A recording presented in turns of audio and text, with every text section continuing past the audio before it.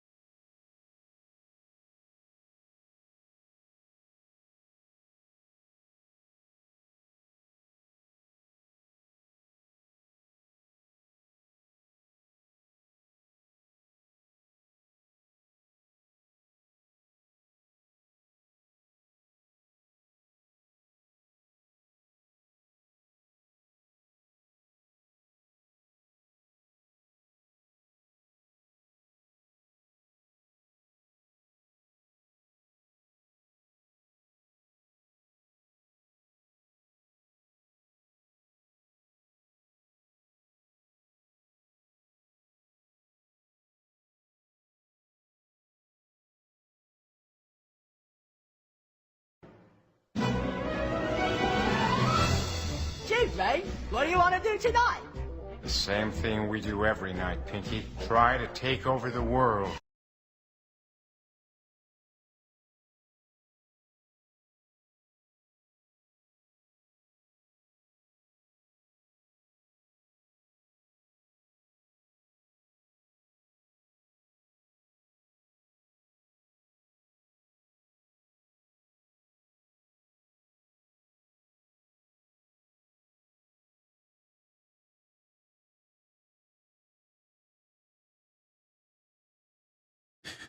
Welcome back. This is Tech Coach Ralph, and we are in tonight for another Software Explorations. But before we get into that, we are going to do some housekeeping. So tonight's stream is going to be about, we're doing part 2 of the Citronella Python package for the Page Object Model implementation. That we did part 1 last week, and we had the author of the package in the chat with us, Hey Chlor, and we really appreciated it. Not sure if Hey Chlor will be available tonight, but I was left some good comments and some insights on some things I was trying to figure out during the live stream. So we are going to review that, and we're going to look into that and keep going. So let's get into the housekeeping before we get going. So first things first. Where are my notes? All right, there they are. So like we always do, I want to thank all the new subscribers. Let's start off with one that I have that I can see. So we are going to say,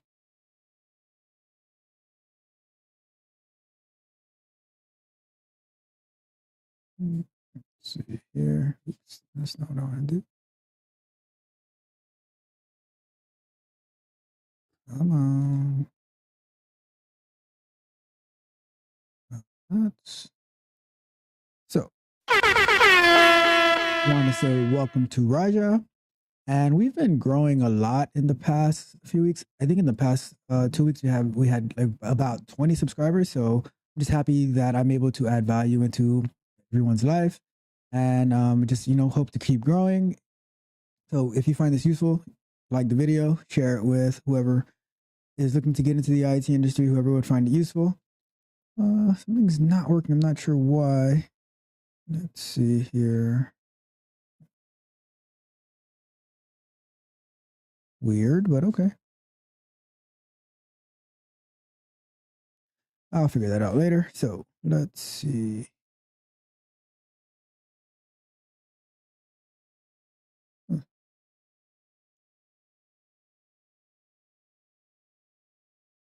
Try that again. Oh, not working. Oh well. We'll figure that out later. So, to all the new subscribers in the past few weeks, I just wanted to say thank you so much for subscribing. And we are going to keep doing amazing things.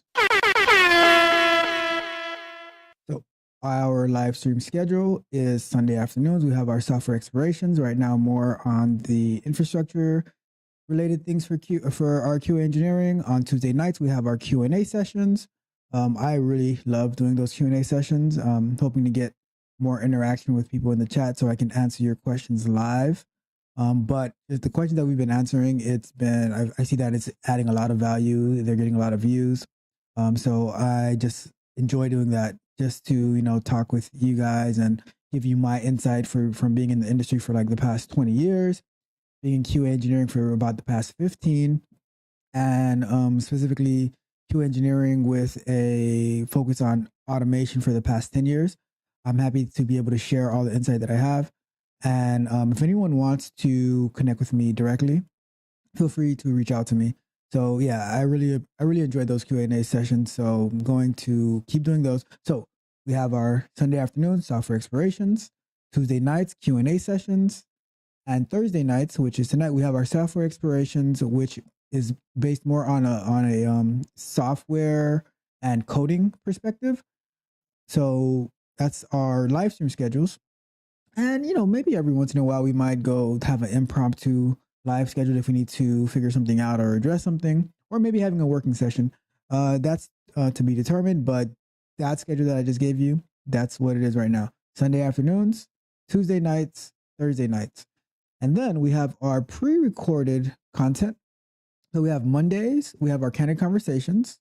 Wednesdays, we have our software explorations, where it's more of a walkthrough and overview. Yesterday, it was part 2 of the Python, getting started with Python, which I didn't get to finish it in part 1, so I finished it up in part 2. But for the most part, those aren't going to be what the pre-recorded Wednesday sessions are. They're going to be more of overviews and concepts and more of an explanation type thing. So we have our Mondays candid conversations, Wednesdays our software explorations, and Fridays we have the bug bite, which I'm really enjoying the bug bite as well. It's like a kind of like going through the company bugs from a QA engineer's perspective. So we did Tesla. The Tesla caught fire on a California highway. We did the Ocean Gate submersible, and this Friday we have coming out this Friday.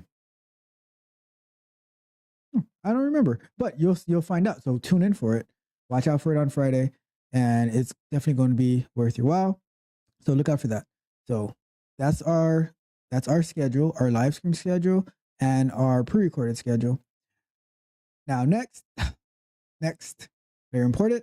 If you have not done so yet, like the video, share the video with somebody who will find it useful, subscribe to the channel, and that way you can chat with me and I can answer your questions directly, and we can go from there. There is so much content that's coming out that I see how much value it's adding into people's lives.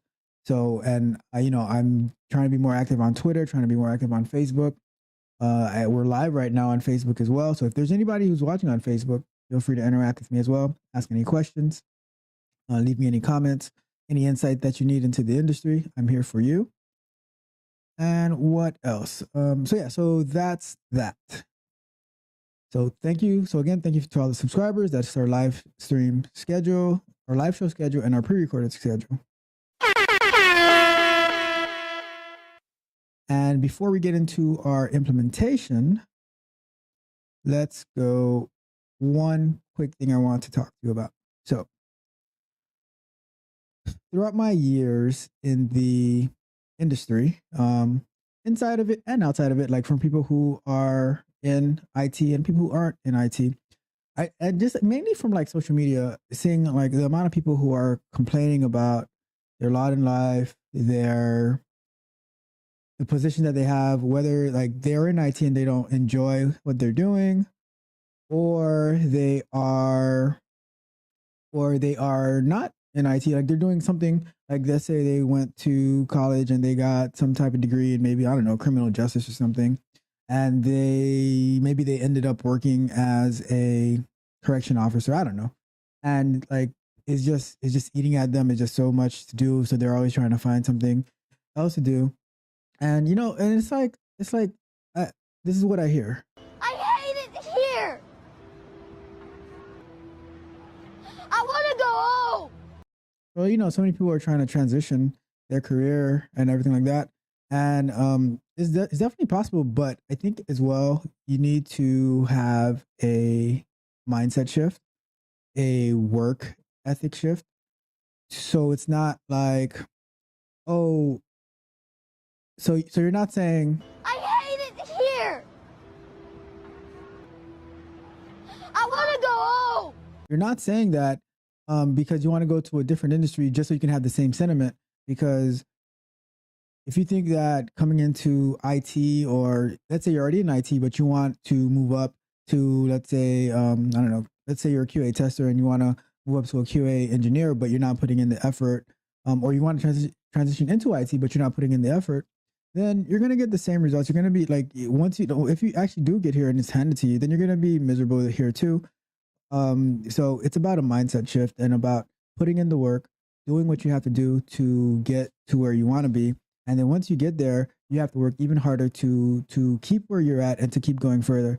So I commend all those people who want to change and they're putting in the work for it. And they're not only trying to get a shortcut, but they say, all right, I'm going to, let's say I'm learning the code, but I'm also learning the mindset of how to work within a team and how to be innovative, how to be creative, and how to use my creative thinking skills, or how to develop my creative thinking skills so I can get to where I want to be. So just wanted to leave you with that, and not to be a Debbie Downer and not to just complain.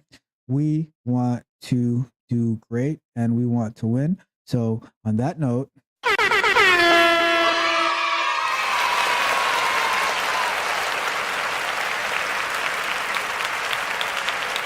yeah, that's what it is. So now, our actual implementation schedule, we are going to open up our code, and what we're going to do is 20 minutes working sessions, 5-minute breaks. Tonight, the job postings and review that we're going to do, I'm like, on a Q&A session that I had, someone asked, what's the best way to pivot into QA? Whether it's through IT tech support or through cybersecurity. And I wasn't sure about the cybersecurity part on what kind of move cybersecurity was. So we're going to investigate that tonight on our breaks. We're going to look up some cybersecurity jobs, see what the job description is, see what the requirements are, see what the pay range is. So we're going to be using Glassdoor. We're going to be using LinkedIn, like we normally do, so we can do some research, so we can be more well informed to see. Because I heard cybersecurity is really popular. I'm not sure if you're in QA, if you'd want to transition to cybersecurity, or if you're in cybersecurity, if you'd want to transition to QA. So something to find out. We explore here. So although we're doing a software exploration for the main part, we're also going to do a career exploration for during our breaks, because we're always working. Our breaks are working breaks. We stop working on our implementation so we can continue developing our minds and our abilities to succeed. So with that, let's do it. All right, let me set up my screen. So here, let's minimize that. And we are going to need our PyCharm open. Talk about being unprepared. And by the way, I hope you had for those who are in the United States, I hope you had a wonderful 4th of July, and you did tons of fireworks and you had barbecue and all that good stuff. And those who are not in the US, like I said, on the 4th of July, you should still be appreciative to the United States of America, because we give the world the capability to maintain their freedom. So I love this country, and we are going to keep pushing forward, and we're going to be great because this beautiful country allows us to be great. So on that note, we got our code open. Now we need a browser. I'm already upset that my pop-ups aren't working. You know what? Give me 1 second. Let me put up our timer onto the screen. Right. And I want to see why my pop-up thing isn't working. Because I want to give you the best show possible.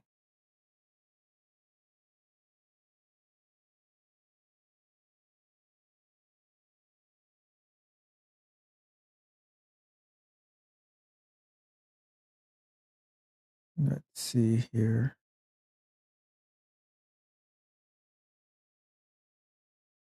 Let's see.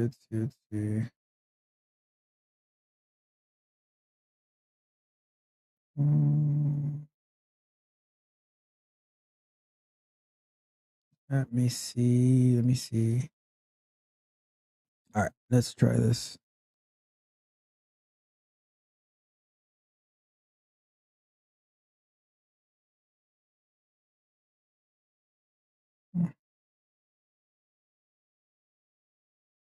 That is so weird.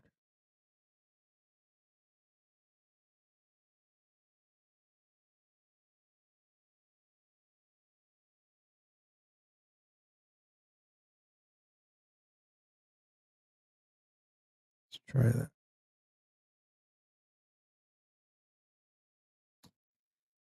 Guess this is what it's gonna be. It's not working tonight.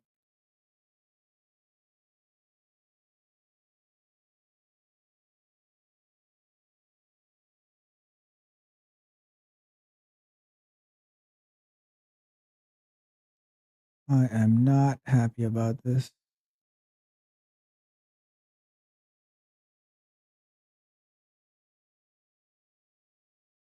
Not one bit.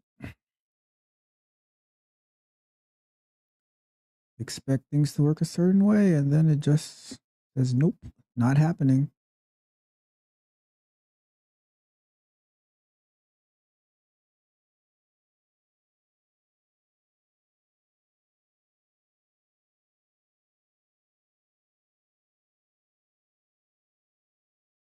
Let's try that. Let's try that. Still nothing.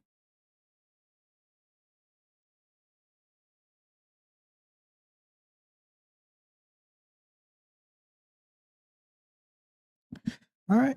That's how it's got to be. That's how it's got to be.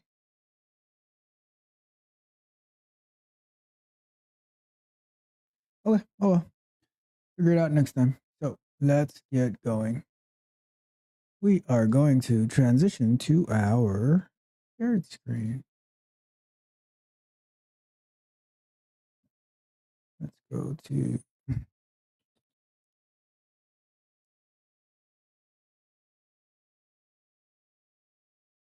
I'm going to go here and I'm going to put up YouTube so I can see the comment that Hey Chlor left us. And then I'll transition screens.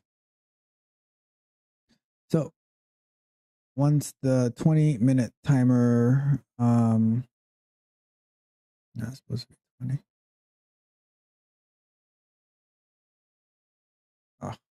Oh, one more thing to do. I tell you, you'd think a QA engineer would have everything set up in place, huh? Maybe the QA needs QA. Let's fix that.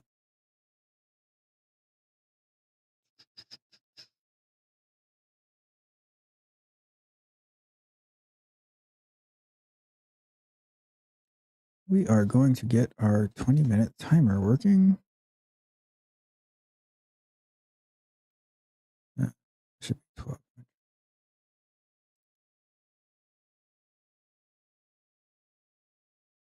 Sometimes all you need is a little math.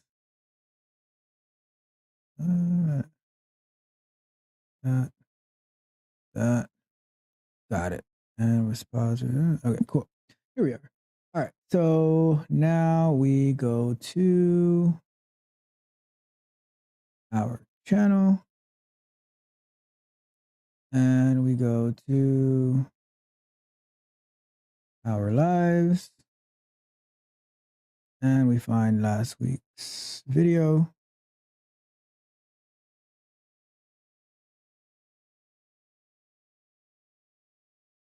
And we scroll down to the comments.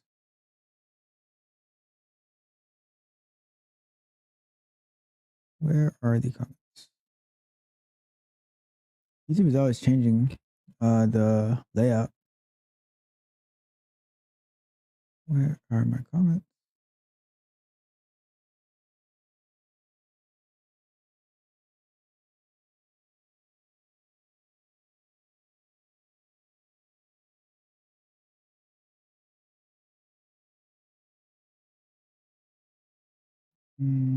There it goes. Okay, cool.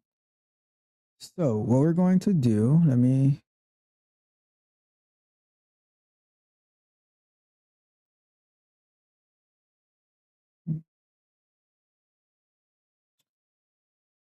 to do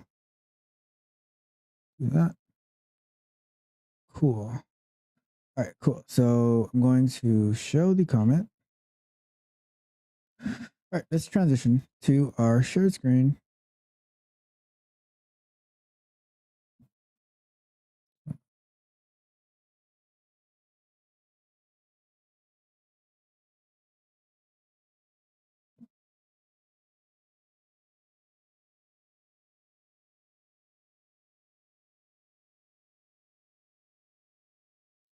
Actually, try one last thing.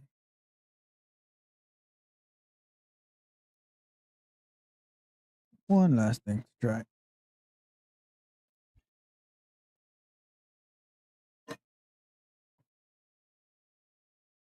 We go here.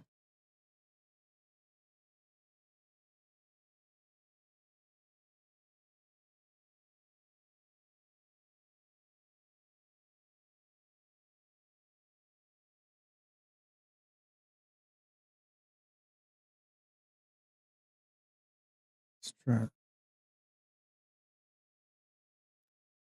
Still nothing. Oh, well. All right, cool. It is what it is. We'll figure that out later. So let's go to our share. All right. So go here, fix my mic. All right. So what are we doing? So here are some of the comments that Heclor left. And what we can do, let's finish implementing the page object, the page object model using the Citronella. And then we'll go back and we'll address some of these comments so we can just get it to work, and then we'll refactor to make it better. So that's always my favorite strategy to go by. And let me turn on, need some more lighting in here.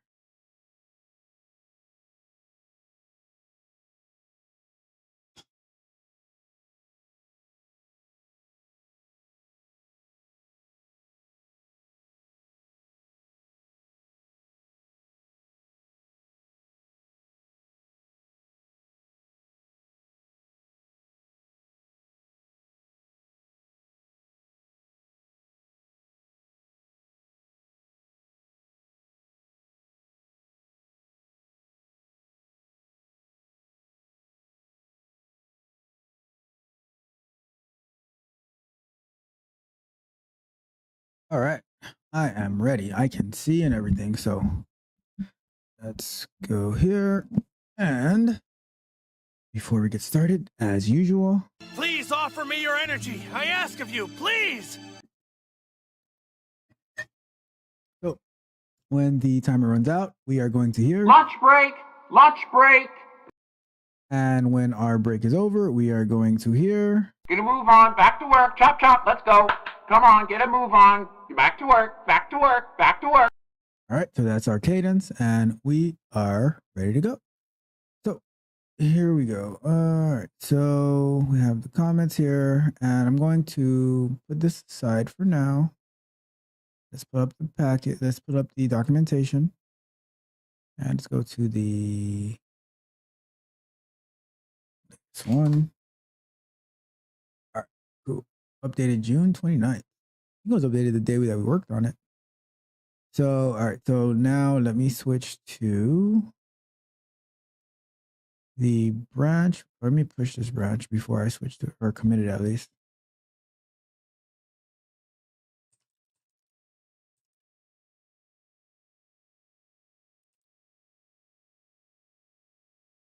We're committing this was some work I was doing the other day.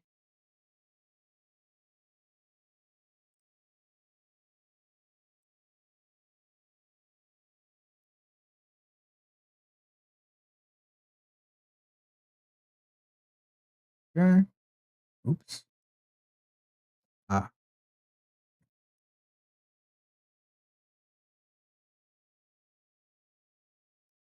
Oh, okay. Typo. And this is a good insight of like how a QA engineer works on a day-to-day basis. Just, you know, tons of committing and testing code and like writing your own code, which you have to test, but then you also have to test the implementation that the software developers are doing as well. So, all right, so let me switch my branch and then we can start our timer so we can be on our way. All right, so we have that.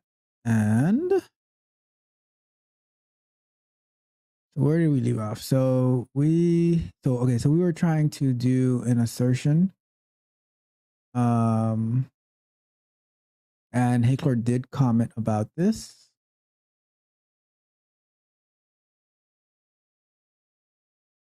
And we will look into that. I don't recall what happened. Let's run it again to see what happens, and then we can just keep going from there. And let's start our clock. So let's give it a run, see what goes on. Because I do not remember how we ended the last show.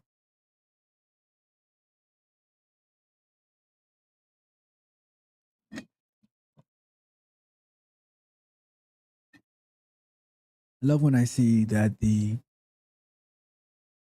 WebDriver manager is downloading the latest binaries, and I don't have to do that. I don't have to manually manage that myself. It's just such a refreshing feeling. All right, so it's going to click on fast food.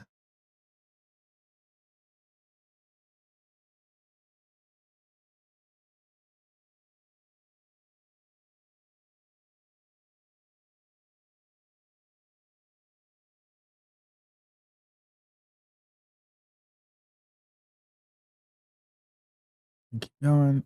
So it failed here. So before we go on, let's actually look at what Heclor said in the comment so we can see how we can fix this part, because this one is pretty important because we want to get this assertion working correctly, and then we can go back and address some of the other things. So we're here.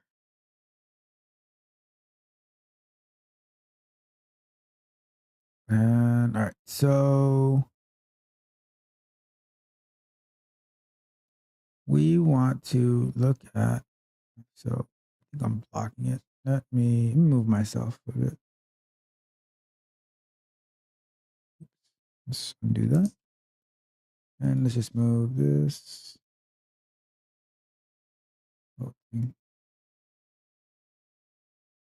Just so you can see the comment for now. And then go here. Make it a little bigger. Okay, cool. Ooh, that's way too big. I don't even know what happened to the. Okay, so all right, that's good. So this is the part that I was trying to do. Restaurant web UI object equals web page dot restaurant underscore name.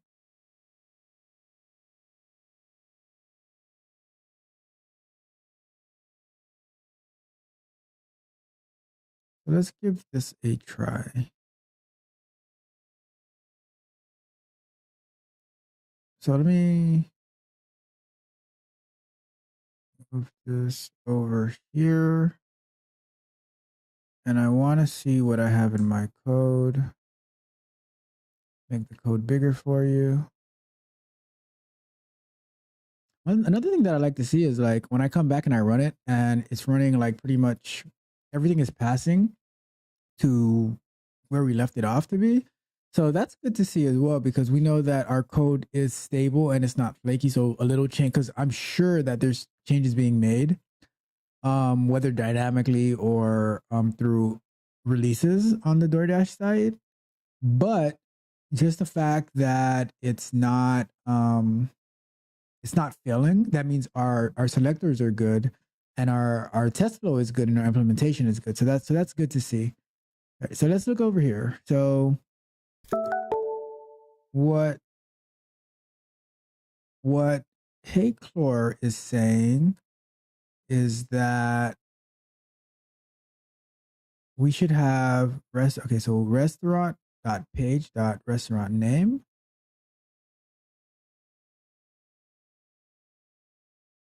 And then restaurant.getElement is this. So I wonder if I need to name it. Wait, let's try this. Let's try restaurant name.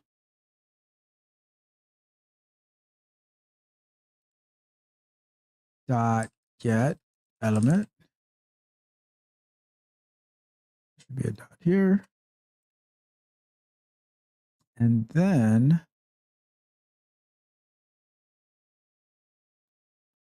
if we do restaurant name dot text,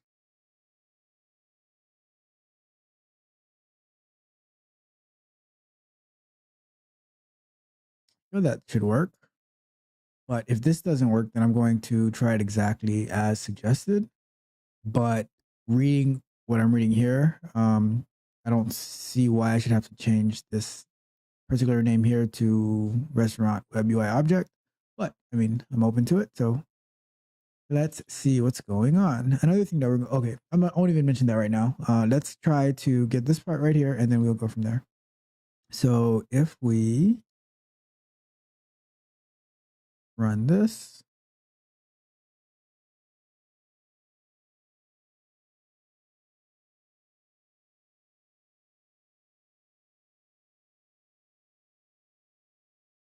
so let's see.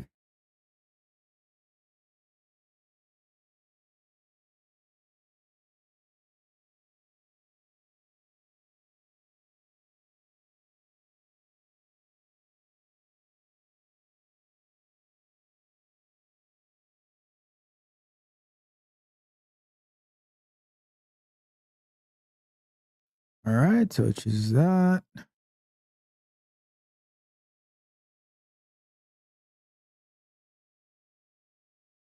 Restaurant. All right, so let me look at the code again. Web.page.restaurant name. So okay, let's try it his way. Restaurant web UI object.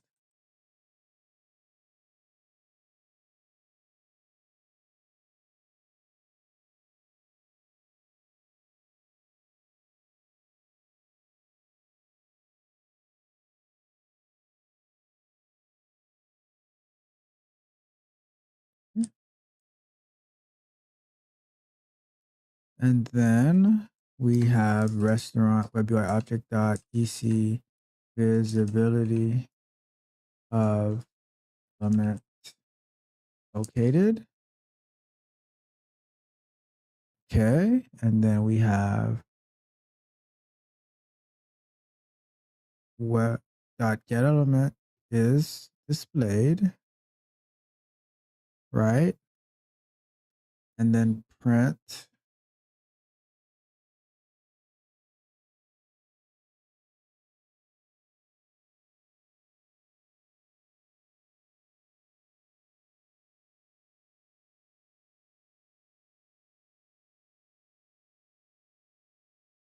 and then print this right here. All right. So now we should be, let's give it a try now because we're doing it exactly as suggested. Because the only difference from, like, other than the name that I named the variable that's being assigned to it, is adding this code right here. I wonder if that makes a difference, but let's see. That's why we're exploring, you know. This is a new package for us. Very promising, definitely. But it's a new package. So, you know, we figure it out. Like as you saw last week on the stream, I was unsure about some things, and then reading the documentation, it made more sense. So, and we are going to implement that part as well, to get that going.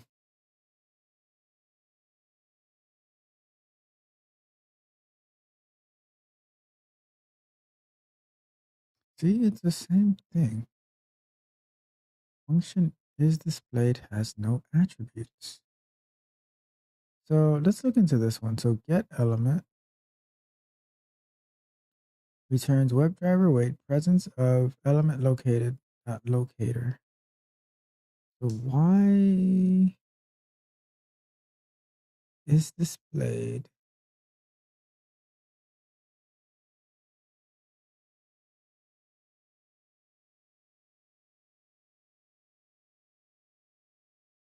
This is going straight into the WebDriver.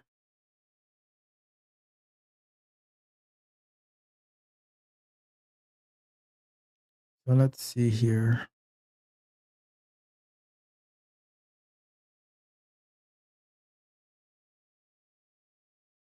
Let's see here.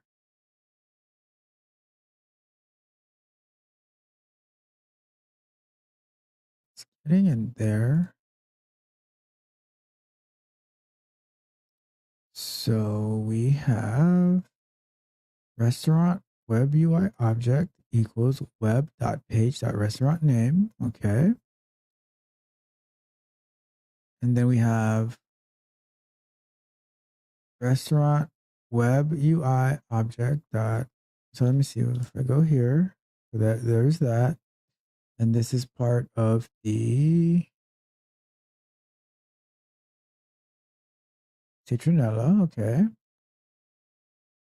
And then we have here, we have get element, which is part of Citronella. And then is displayed is part of Selenium. Now, assert. I wonder if there's a is displayed for.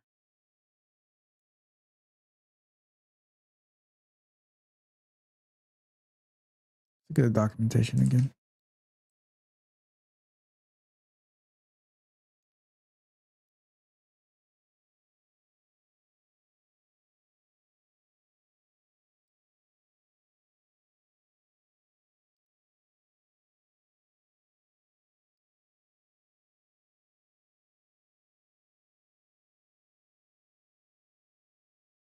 So let's try this based on the documentation. What if I do that?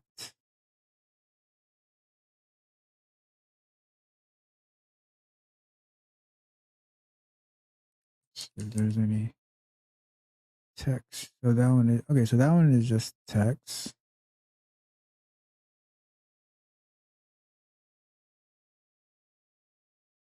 All right. Well, let's give it another run. Let's see. I mean, it doesn't hurt, right?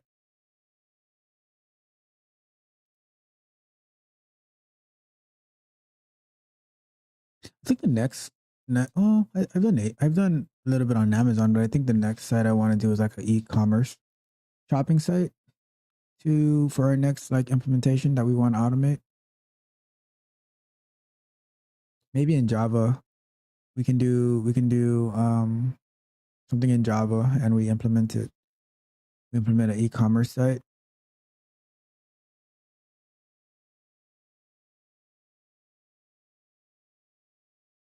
Although I do want to do the Selenium page factory.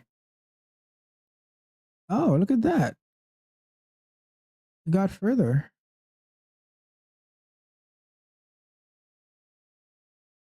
So it failed on. So all right. So so it was this. So we needed the get elements here. I wonder for the text if we also need to do a get element.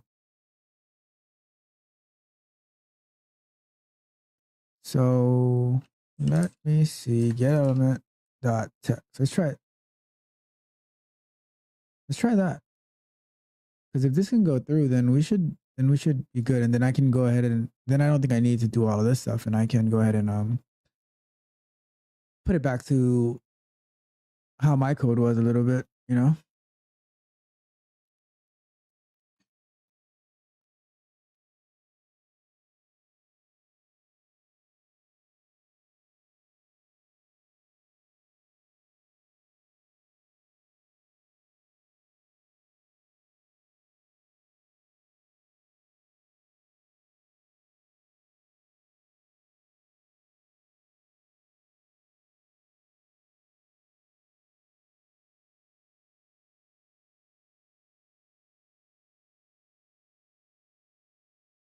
All right, we should be almost there. I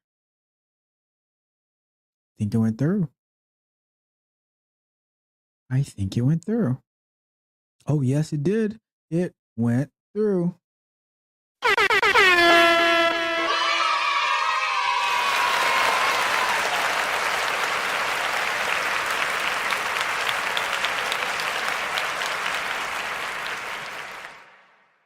That is so awesome because I just love figuring these things out like that. And this is why we do this, because we could spend hours on the job trying to figure this out. But I think you add more value when you study to show yourself approved, right? You're not just like wasting time, and you're figuring out how to do these things, and then you're able to just go, right? You're just able to go. It's amazing. So that's what it was. So now let me refactor a bit, because I don't think I need this whole name over here. I can just do this as like restaurant name, restaurant name, restaurant name, restaurant name. So we have waiting for the visibility of the element to be located. We have the elements is displayed, and we have restaurant name, get element. Okay, so the get element was the key factor to this, right? And then we can probably like refactor a little bit more later, but we got what we wanted it to do. So let me check something. I'll fix that on the break. Okay, cool. So now we are good from there. So let's keep going with this. So now we are going. So let me expand this. We have a good cadence now. So the next page that we got to is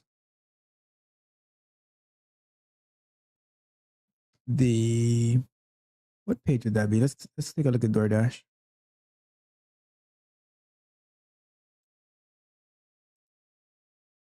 I don't need the first page anymore. Let's put some random address.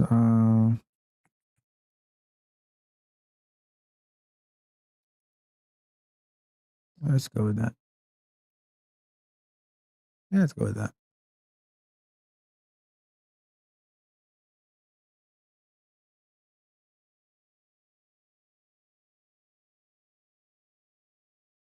Ooh, one of the software explorations I'm looking real forward to is doing setting up the test case management system.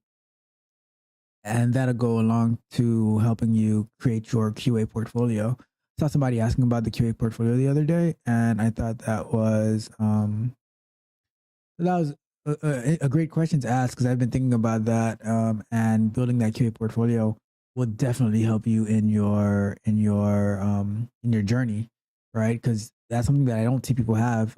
They say, "Oh, just in a GitHub," but I think the way that we can engineer it will be so much better than just showing your GitHub. You know. So let's click on McDonald's. So now we get to what page is this? Is this the restaurant page? And the menu is part of the restaurant page. So, all right, cool. Let's do. So we should already have a restaurant page then. So restaurant. All right, cool. So restaurant, and now we want to add.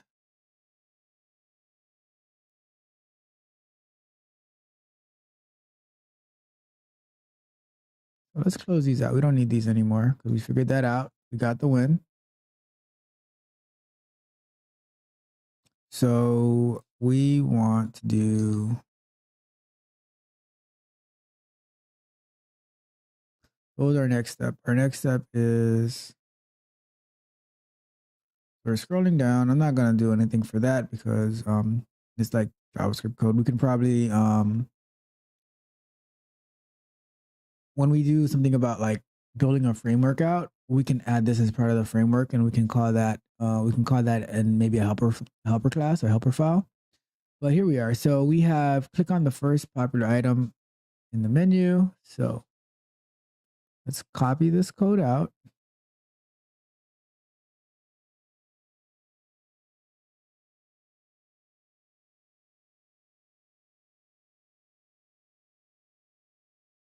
And we're going to go back to the restaurant file, and we're going to say define as a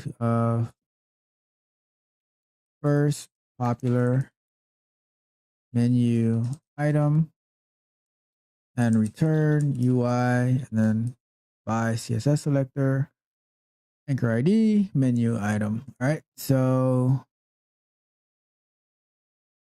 and then like maybe we'll something that I don't think we'll have time for it today, but when we revisit this, what I'd want to do is Lunch break! Lunch break! right. What I'd want to do though is configure it to be a random item from the menu, and that way we can ensure that anything that you add to the menu, or anything you click on, that it'll be able to add it to the cart. So I think that'd be pretty cool to accomplish. So all right, cool. It's lunch break time, so we are going to take a break. All right, so here we are. Let's do this, putting up our 5 minutes. And let's see anything in the chat. So we have,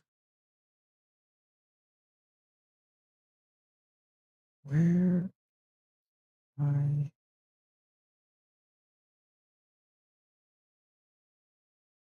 there we go. Put that up. Say, thank you, Beatrice, for always supporting the platform. I appreciate you. And I thank you for watching. So if you have any questions, please let me know. All right. So what else? All right. So we are going to be looking at jobs. All right.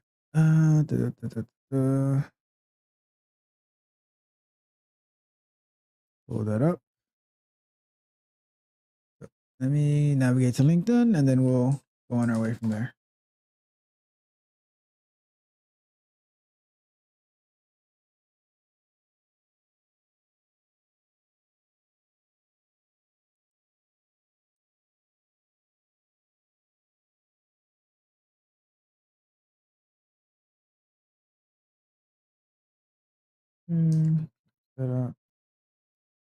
All right.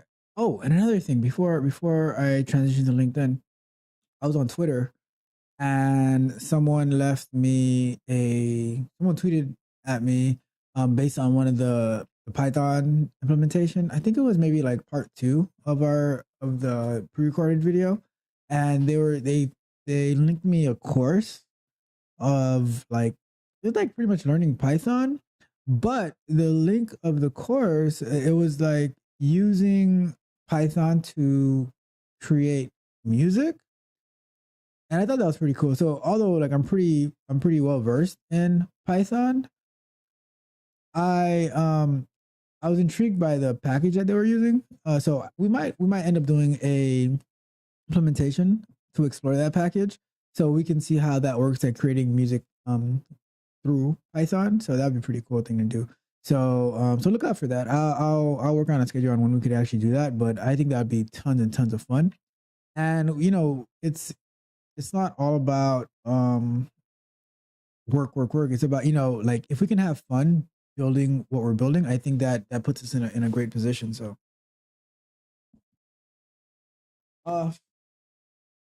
pretty on. So let's look at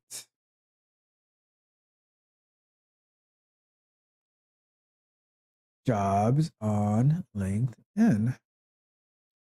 And we are going to this way and share the screen. So what are we looking for? We're looking for cybersecurity jobs. So we are going to search.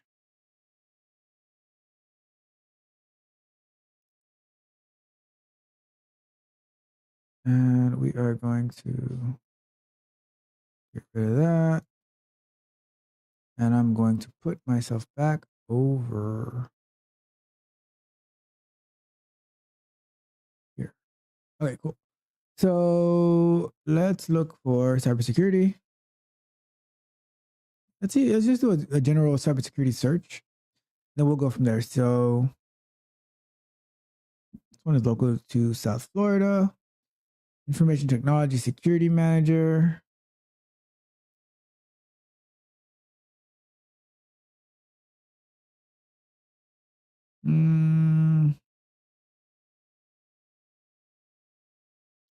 Let's see. Do I want to? This one is a senior manager.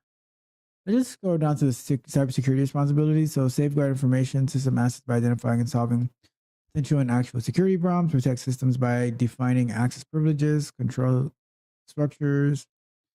All right. Audits and stuff. Okay. So let's look here. The qualifications: associate's degree in computer science required, bachelor's or master's degree preferred, or relevant work experience. Okay, at least 10 years experience. So this is okay. So this is a manager position.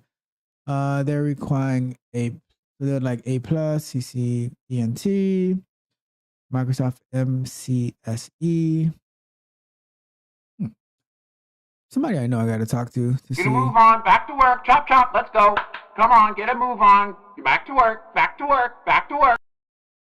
All right. So we'll see. Oh yeah, someone I'll talk to about this if they have any interest in cybersecurity. But interesting.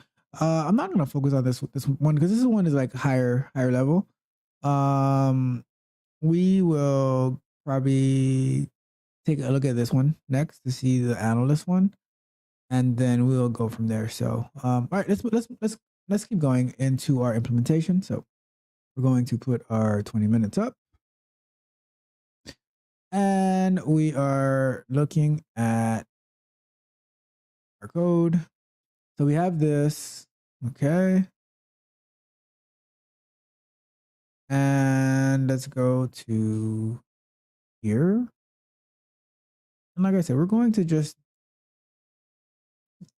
refactor in a little bit to do the lazy loading method. But for now, let's just get this to work.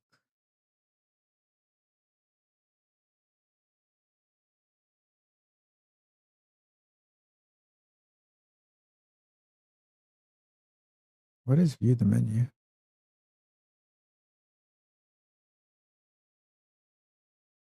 Am I missing something here? Well, okay, that's fine. All right, so we're going to say, so we already have restaurant loaded to web.page. And then we're going to do Okay, so let's say first.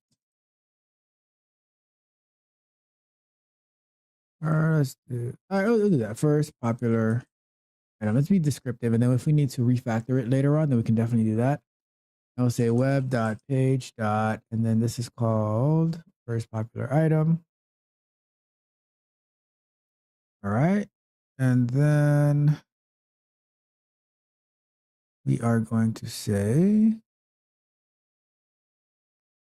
first popular item dot click.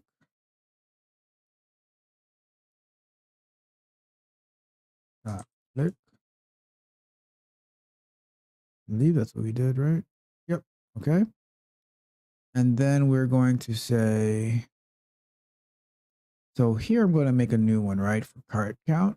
And I'm going to say menu.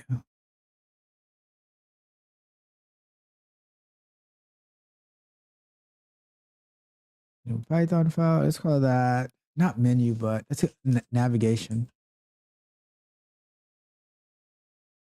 Yeah, let's call it navigation. And yeah, we can add that. And what we're going to do, let's look at our restaurant one to see. So we have, so these two, we're going to copy that into our navigation. And then we're going to, so let's call that fast navigation menu. And then we're going to say define. And we're going to call that cart or item count in cart. All right. And now we're going to say UI and then buy, or we'll just copy the whole selector. So we'll take this and we'll say, make this a little smaller so we can see the whole thing.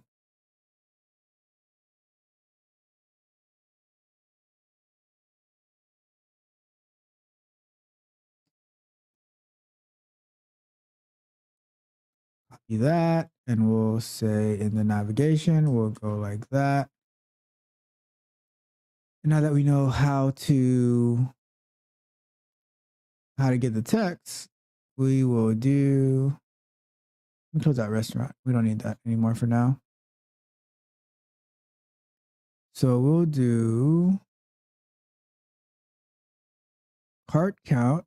So let's copy that, comment that out. We'll do cart count equals web.page dot, and then we named it item counting cart, right? And then here, cart count dot get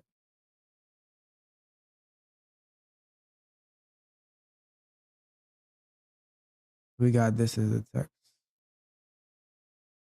Well, oh, let's try something new. Let's see if this would work. Say cart count dot get element dot text. That way, because here we're just assigning this to the text. This is already the text. So let's see if we can like just put this all part of web dot page, the item counting cart, to get the cart count, because that's all we really care about right now. Let's see what happens. And just give it a run. That's a good stopping point to give it a run.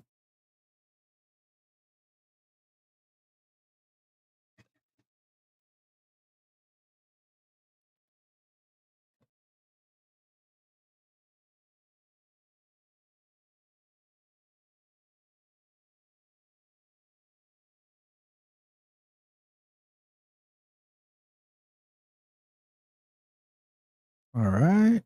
So fast food it is. We need to next time we'll change from fast food to something else.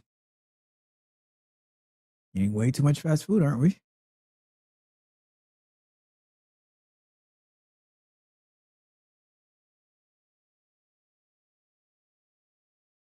All right.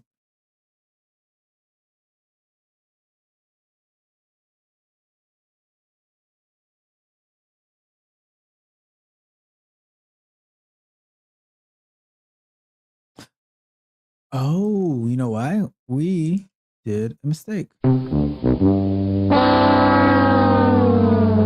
So we never defined our we never declared the one for the navigation. So we'll do web dot page equals navigation. Is that what I call it? Is that what I call the class? Navigation menu.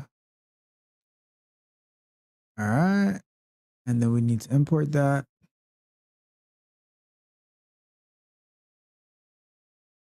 So let's run that again.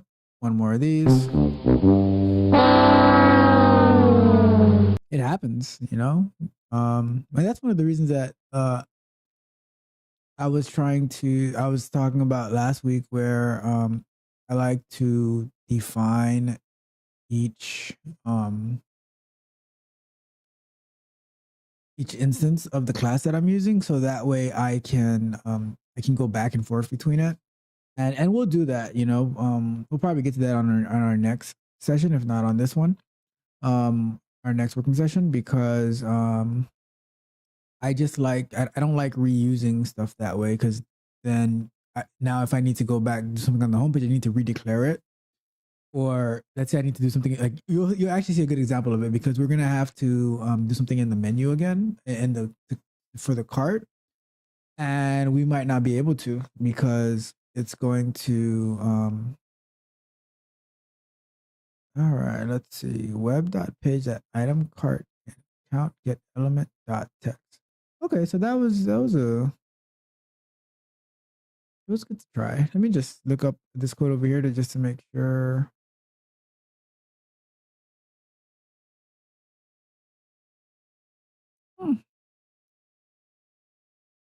Would have been nice.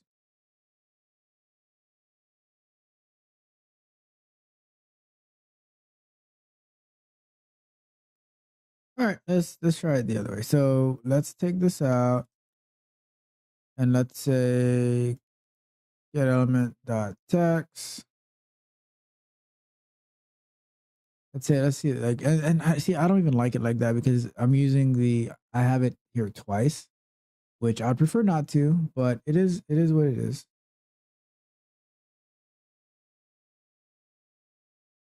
So let's give it a play. Let's see if that makes any difference. To me, it looked like the same code, but it might not be.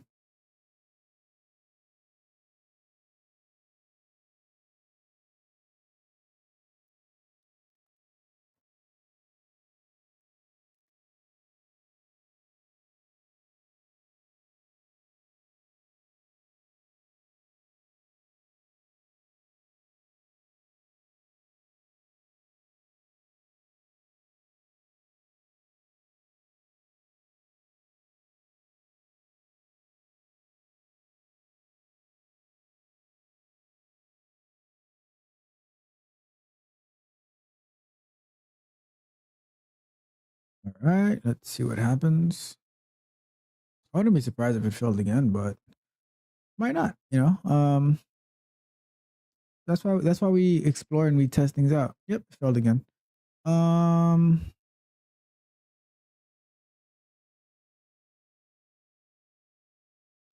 Let's see. So what makes this one different than the other one? So we have web.page equals navigation menu. Did I do something? Let me see. Let's look up over here.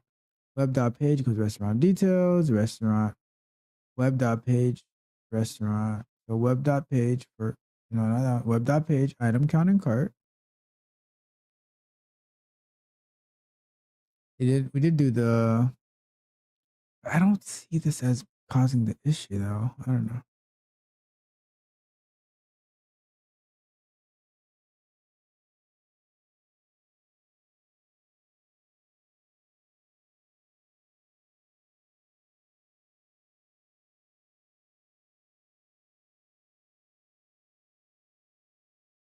Dot page, item cart and count. Let me close this out for now. Let's do. So looks the same to me, but all right, let's try this. So, all right, just like we did earlier.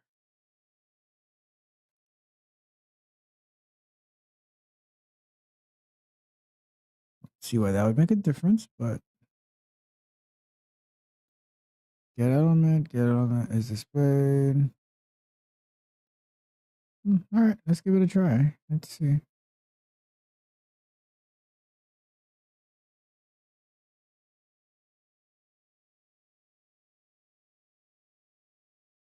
So imagine if like we figured this out, right? And then now you can go into your team and you're like, all right, yeah, I was working on I was exploring this package over the weekend about the page object model because we do it the traditional way, but using the Citronella package, we're able to make it a little bit more efficient and faster to use. So and then you can show like a demo of what you did, and you can really show the team like, oh yeah, so this would be a good use case, you know. So this is why this is so important. All right, so something is weird. Application. Let me compare it to the other one. Maybe I did something wrong in here. I don't know. Let's see. Restaurant. I didn't do the return.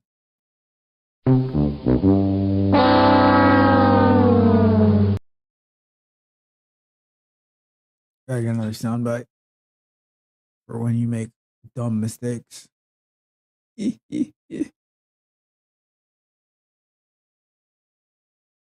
All right. So, got that. In that case, let me undo some stuff that I did here. Because then this should work then, like that. Let's give that a run.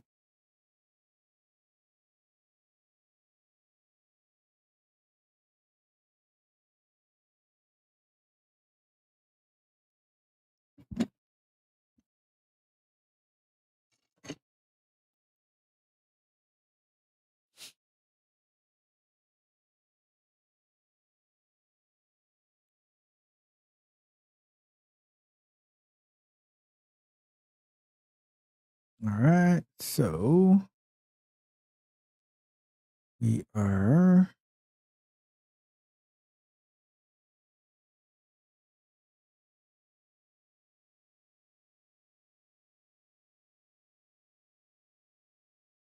okay, we got McDonald's before it adds to the cart.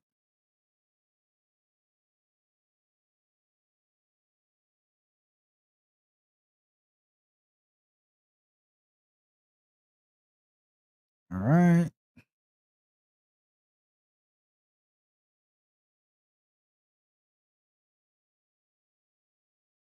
All right, so it got past it. That's what it was. We didn't do the return. We got it though. We got it. Cool. So we are getting further and further along.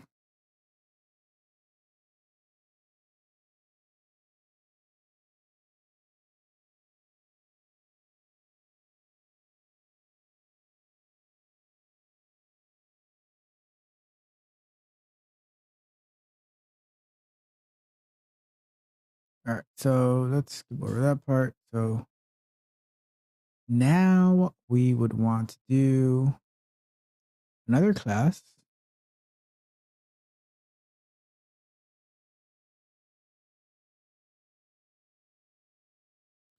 So let's do another Python file. And we're going to name that item details. Underscore for Python. Yeah. Item details. And now we're going to say same code as last time that we had on the navigation page.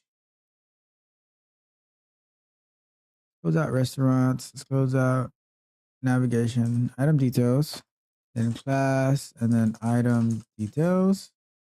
And we're going to say define. And we'll say click required details radio button. Right? And we do that, and then we do that, and then we'll say return, right? Return. We're not gonna forget that again. And then we're going to say the code for the toggle by ID. And then while we're here, let's add the code for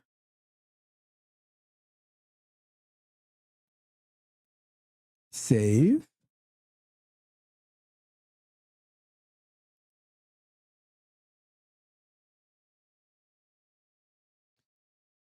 Or okay, so this shouldn't be click, right? Because it's just we're not doing anything here. So this would just be required details radio button. All right. So I was about because yeah, we'll get back to that. But for now, required details radio button, and then this one is save item configuration button.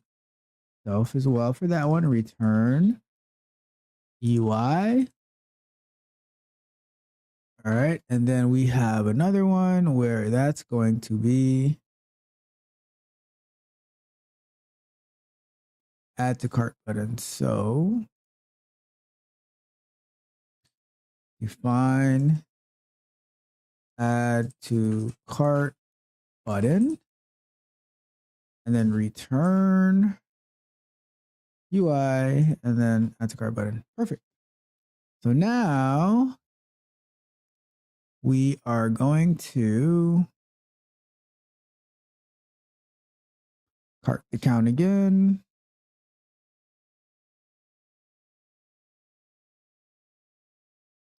And this time we should have one. All right. So what we're going to do then is going to here, let's just add this since we're already here. Let's say this is what is that thing called? So that's web.page equals, and then that is navigation menu. And we'll say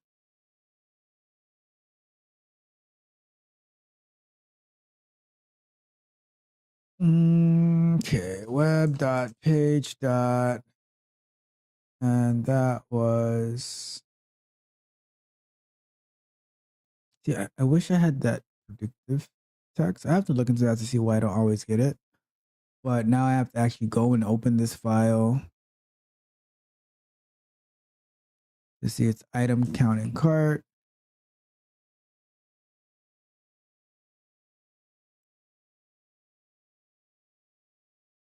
Dot get element. Lunch break! Lunch break! All right. So let's just finish this up and then we'll run it. Well, no, we have a little bit more to finish up. So let's not do that. And we will come back. And so when we come back from our break, we need to put these three into the page object model and using Citronella.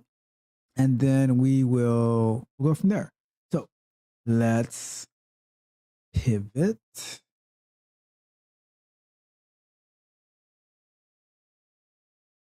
Oops. Not that one. All right. So let's look at the chat, see what we have in here. All right. So put on our 5. And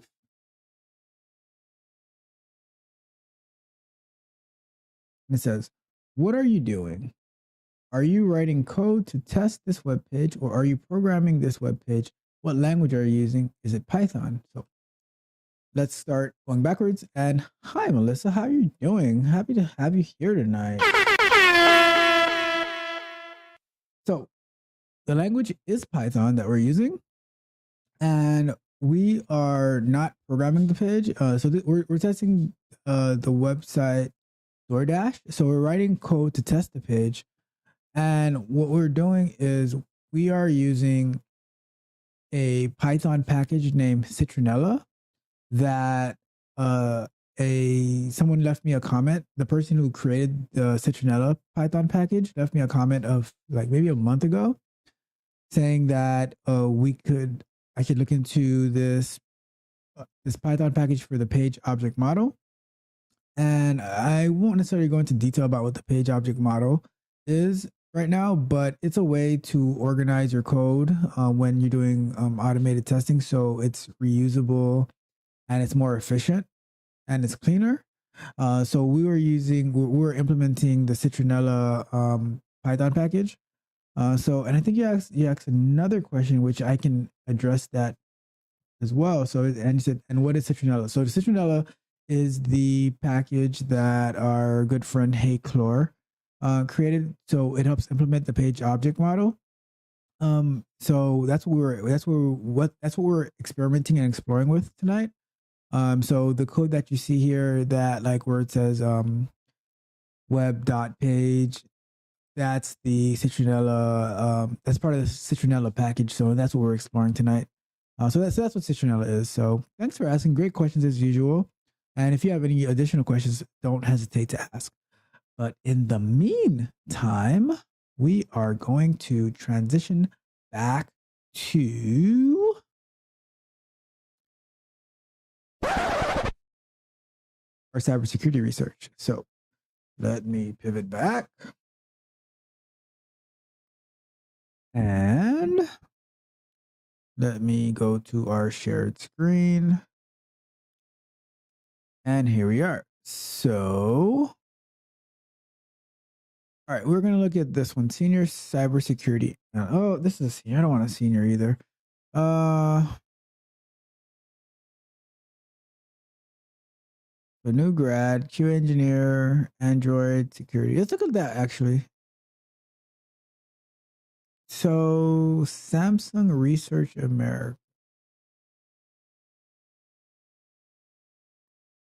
So, new grad software QA engineer, they're offering 142,000. Huh, that's interesting. I don't know. That sounds interesting. Let's look at the job. So the requirements real quick, right? Understand the business requirements, diving deep into design, architecture, create, execute test cases, cover end-to-end scenarios. We have get that off the screen. So then we have creating and maintaining new existing test automation framework covering 100% of sanity and regression test cases. Coordinate with program management, developers, and QA leads. Stay up to date on current tools. So you need an MS in cybersecurity or security relevant disciplines. Experience testing cybersecurity practices and concepts. Comprehensive knowledge and information security practices on malware, attack vectors, and methods to protect against threats. Extensive knowledge in Java or Python. Just in accepting challenging and complex projects. Ability to work in a team. Okay, cool. That's the pay range. That's interesting. But you need a master's though, which a master's in cybersecurity seems pretty intense. So, let's do another Google search for degrees in cybersecurity. Let's see. Let's move this over a bit. BS in cybersecurity. BS in cybersecurity for Kaiser. Online cybersecurity degree.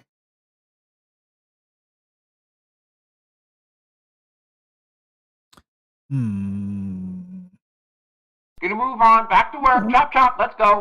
Come on, get a move on. You're back to work. Back to work. Back to work. It's pretty interesting, I must say.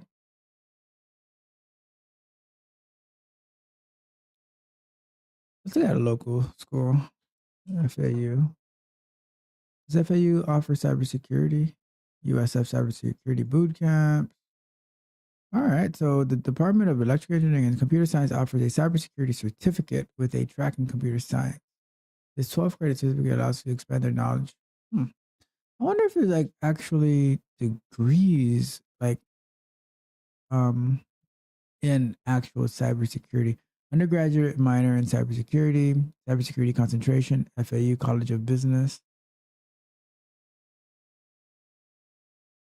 Look at that.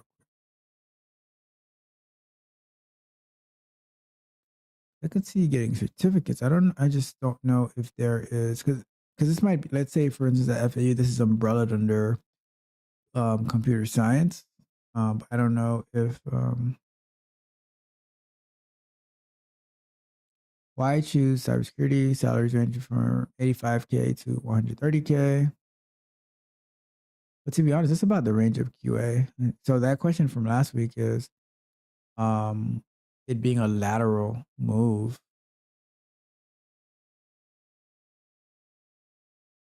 All right, we'll continue.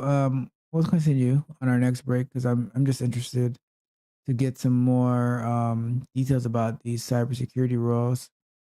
Because I can do a QA search and I'll have like tons of QA engineering positions. The cybersecurity, I'm not finding like the type of answers that I want. Oh, there goes a job for the FBI, 78K to 153K, which is making 153K working for a government agency. That sounds pretty good. Lead cybersecurity. Let's do one more. Let's do that. And let's do experience entry level or associate. And then we shall, all right, cool. Cybersecurity analyst. Cool, perfect. So we have something to come back to when we get back to this. So, all right, perfect. So now let's go here and let's implement the rest that we needed to do. So this is going to be, put it up here. Web dot page equals, and this was item details. And let's import our item details. We're going to scroll down because that code is for something else that we might address. But we'll do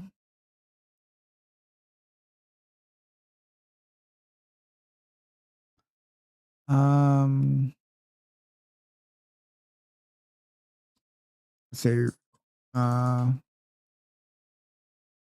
item options radio button equals web dot page dot, and then this would be, get rid of the navigation. This would be required items radio button.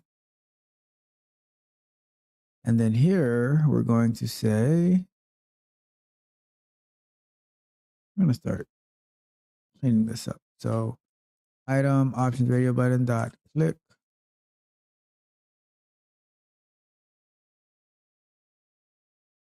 And then we have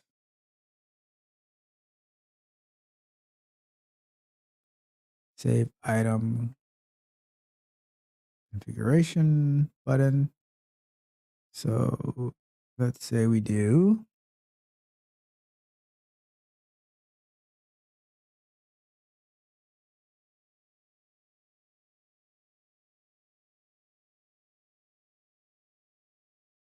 that up here too, web dot page dot save item configuration, and we're going to do save item configuration EC. Yeah, that's why I gotta figure out this like predictive text, because I'm not gonna remember the exact code that it's using. Located, and then we're going to, so let's see if we take out this sleep, right? And I think I'd rather it be clickable. Let me see. Do they have one clickable in here? Well, if element to be clickable is there. then click should be fine. I'm gonna take a walk on the wild side to see what happens. Yeah, let's see what happens. Let's say if I take out this time.sleep, and we can leave this one, and then we say click the save button, save item configuration dot click, right? And now let's get rid of this.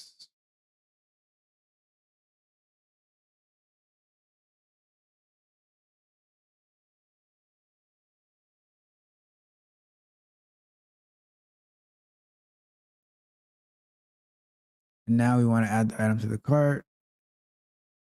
So let's do the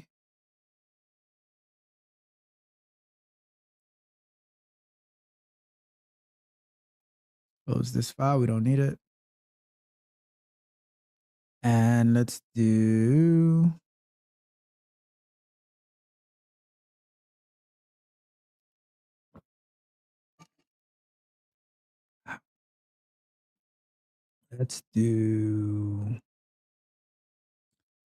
that. Let's take that time.sleep out, see what happens. And we're going to do add to cart button equals web.page.that. And then we can do over here. Well, I can use this one. Let's do add to cart button dot wait for that, and then add to cart button dot click. All right, so now we do not need this anymore. Now we have everything configured. Let's see what happens. Oh, we never started our timer. But we will, let's say we'll do 10 minutes. No biggie.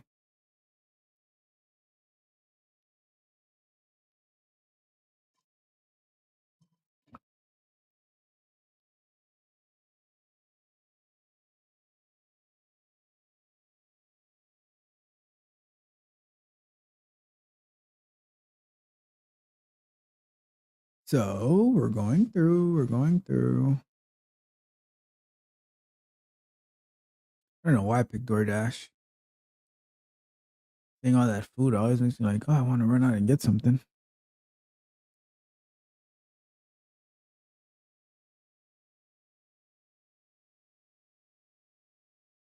All right.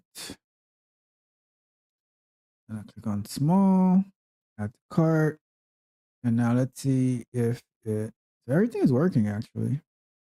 That's wonderful. Now let's see if it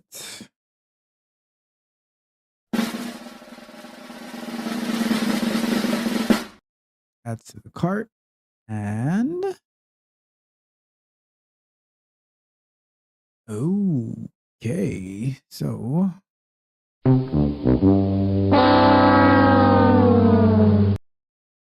where did it fail? It failed at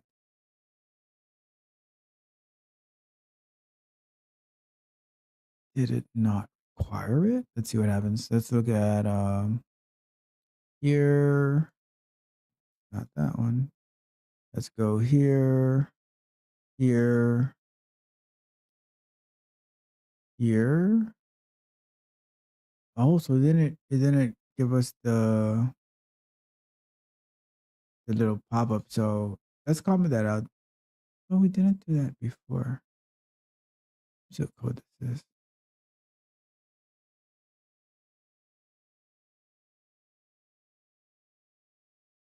Let's see, because it ran before, right? So let's see what's going on.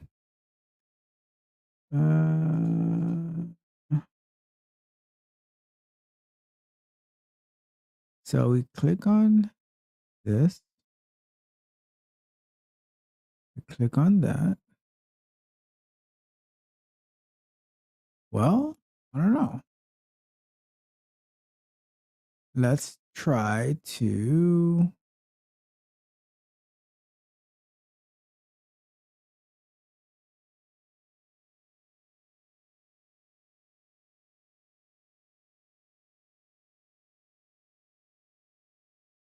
Here.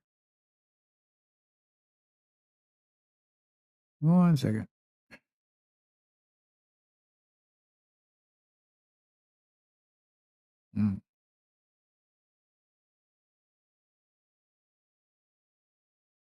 Whatever.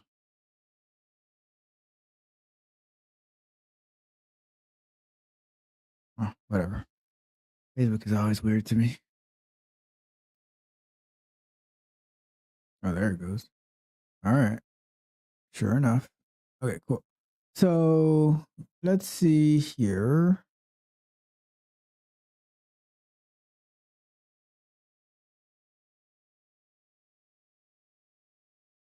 I don't know. Let's just comment it out for now to see what happens. That's last time, so got all the way here, so it's visible.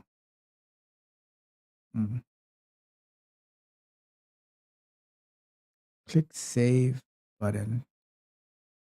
I don't see a save button. I'm gonna just do it like that. We're able to go through.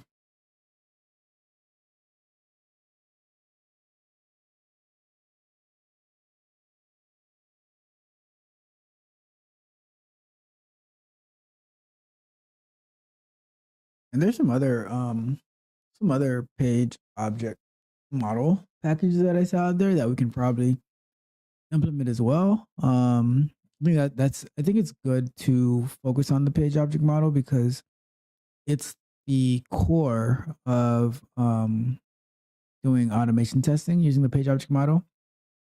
When I interview people, that's like one of the first questions that we ask. Like, well, not even before like an interview. Like when I'm reviewing the technical project that we give, the very first thing I'm looking at is, all right, did they use from a coding perspective, did they use the page object model? If they didn't, then that application gets filed, right? Because like we look for the quality of your test cases and everything like that. But if you don't have proper automation procedure and structure of your code, then it's not going to work. You know what I mean? So keep that in mind. Make sure that you focus on the page object model, find a good way to implement it, whether you're doing it in Java or Python, or if you're using the page factory, whatever it is, make sure that you're doing it the right way.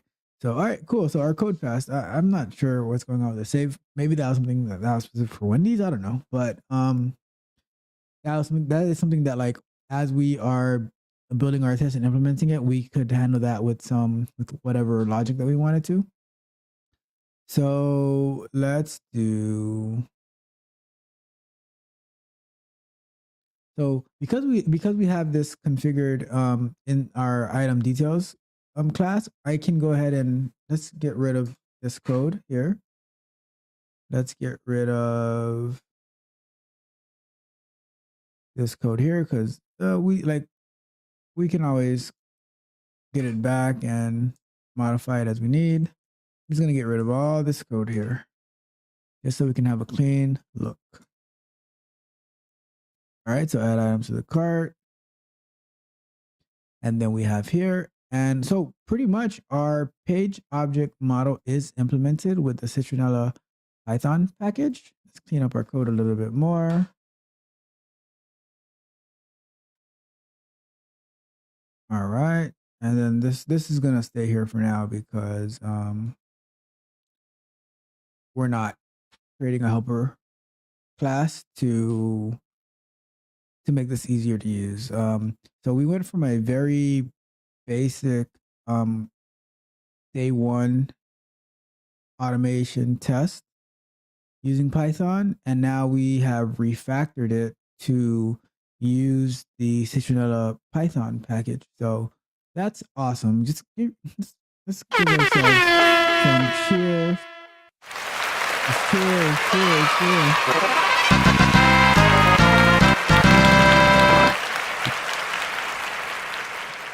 Because what I always like to remind everyone here is the only thing I'm addicted to right now is winning. Addicted to winning.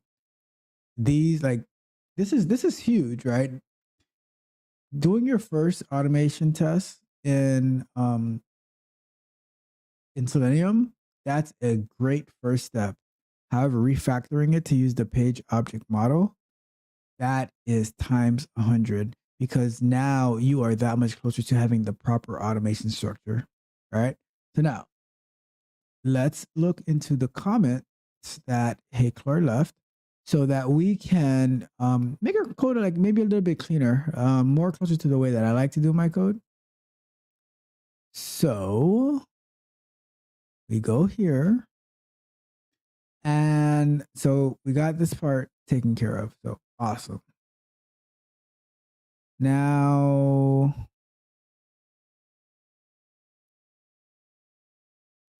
so instead of using the time, let's go to the top actually. So this is the part that I really wanted to do. So this is where I was trying to create the methods, the functions in the file that had the files that had the okay, in the file that had the selectors, right, in our page object model. So Heclar says, yeah, I know what you mean, because it is by design for the page object model. The page object are separated from reusable code that can make a repeatable task. For this problem, it can be done with a fixture, then save it as a separate file to make the code reusable. For this for your example case, usually this block of code stored in a separate file. Define, search for address, and then web.page.delivery address, send keys. All right, so that's the code that I wrote, and then web.page. Okay, so all right, so this is the function definition. And then you call it search for address, right? So Lunch break! Lunch break! cool. So when we get back, we are going to try to implement that, but instead of doing a separate file, I'm going to see if I can get it to work in the same file, because I don't like having in Java, we will normally do it as we have the class that has our for the page, right? And so it has our selectors, it has our getters, and it has our methods that are using those selectors to do the operations, right? So all of this right here would be in one class file, but Heclar's suggestion is that we would make a separate file for this, which I think that's a bit of like overkill, but we're gonna see if we can do it into the same file using Python. So when we get back, that's what we're going to explore. All right, so let's see here. So we are making amazing progress, right? So we're pretty much done with the basic implementation of the page object model using the Citronella Python package, and I think we've done great. So that is totally amazing what we've done. So last week when we started looking at the Citronella package, I just like looked at the documentation, but I didn't try any of the implementation or anything like that. We figured this out totally on the live stream, just playing around with it, getting tons and tons of help from Heclar. So I gotta thank Heclar for that, and being available last week to rock with us as we were implementing it. Now I want to take it further a little bit to see if we can make it a little bit like more efficient up to my standards. So we'll see what happens with that. But it's no big deal, because so far I think we've done a great job, and we've learned a lot. So I would definitely recommend this Python package for implementation if someone is getting started and they're looking for a good framework. So before we so let's go to our timer. There's nothing in the chat, so we are good to go. And let's go and explore. Oh, and reminder, if you haven't done so yet, like the video, share the video, subscribe to the channel if you want more fascinating information in the tech industry. And I think my information is the most fascinating information out there. I think I am the best, and I'm coming. I am coming. So let's go to our shared screen. And we are going back to, all right, so CISSP analyst. All right, so this job is based in Cambridge, Massachusetts. And so that's requiring a CISSP or CISM certification, I guess. Candidate with one or both of these will likely be contacted. 100% remote. So that's cool. Reports to the VP, Information Technology and Security. All right, so let's see. So I could have sworn we said entry level or associate, and it says you need 10 plus years of experience in security and compliance. So maybe it's my filter, or maybe it's how they classified their job position. So I'm going to not review this one, and I'm going to no pay place as well. I'm going to remove associate. Let's just leave entry level, because I really want to see like people who are getting started into the industry and not people who have tons and tons of experience, right? And it's still there. Let me see. Is it me or is it the? It's still there. So I specifically.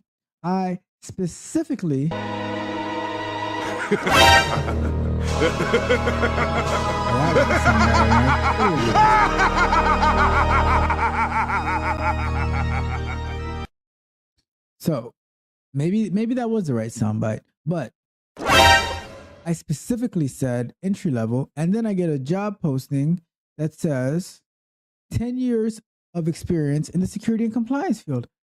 How is that entry level?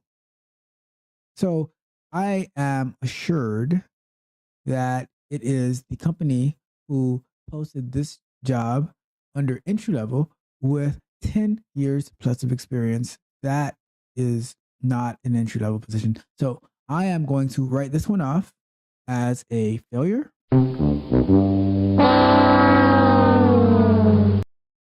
And we're moving on to the next one. Cybersecurity analyst in Fort Meade, Maryland. And it is an on-site position. So let's go down to, let's look at the, okay, this is a summary, right? Oh, we didn't do it for our timer. So let's do our timer. We'll do a little bit longer on this one. So it says,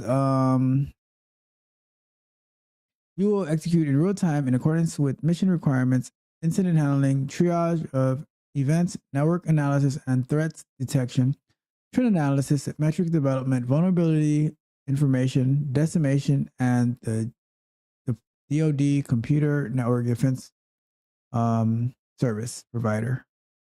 So responsibilities include but not limited to executing in real time according to the mission. Okay, which so pretty much all these things you're listing again. Okay, cool.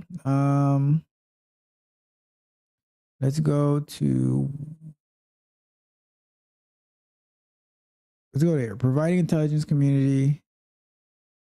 All right, so this seems like it's maybe not a direct working for the direct government, but you're working for a government contractor. But providing the intelligence community with priority intelligence requirements and indications and warnings requirements for potential attacks against DoD information systems and computer network. Truly coordinating and recommending CND. Okay, all this stuff. All right, cool. Let's see. Basic qualifications, tool experience, air site. Okay.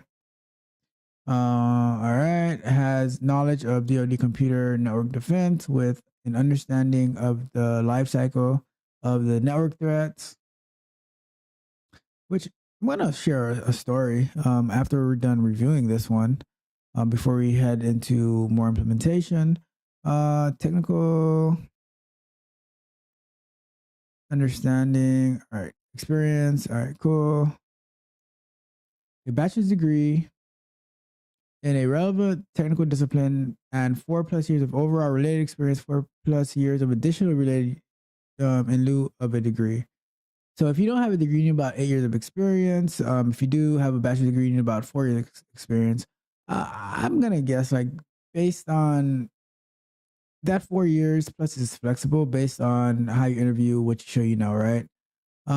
Critical and logical thinking skills, that's very important. Excellent customer service skills.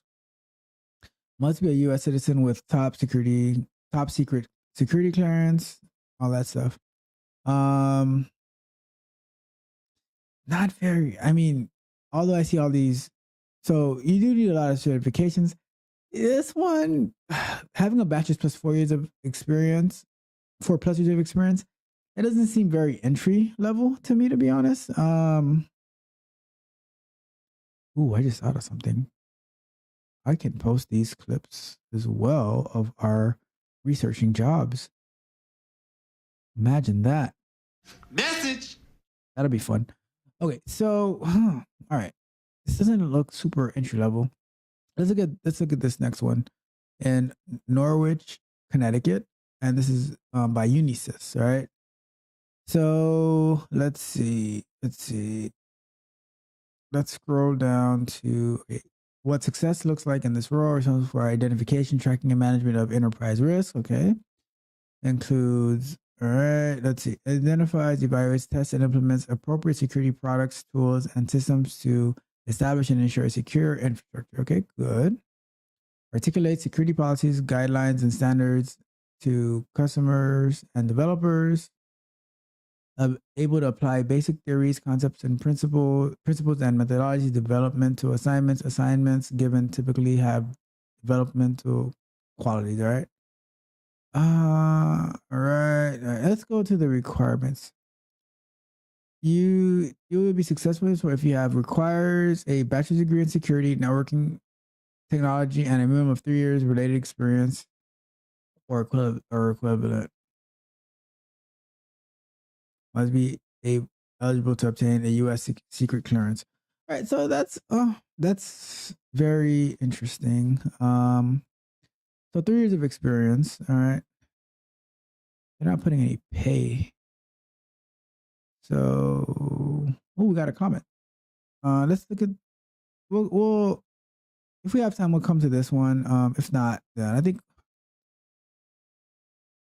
I'm not really liking what I'm finding about cybersecurity. I don't know. Let's look at this comment, and it says, let's transition back to the full screen. Jesus. All right, cool.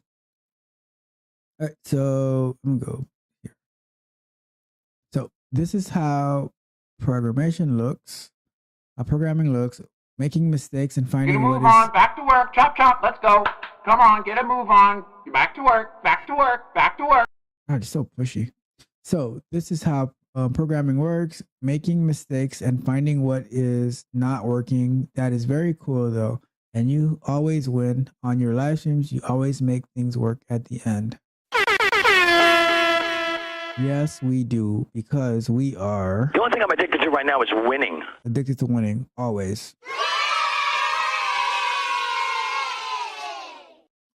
Thank you so much.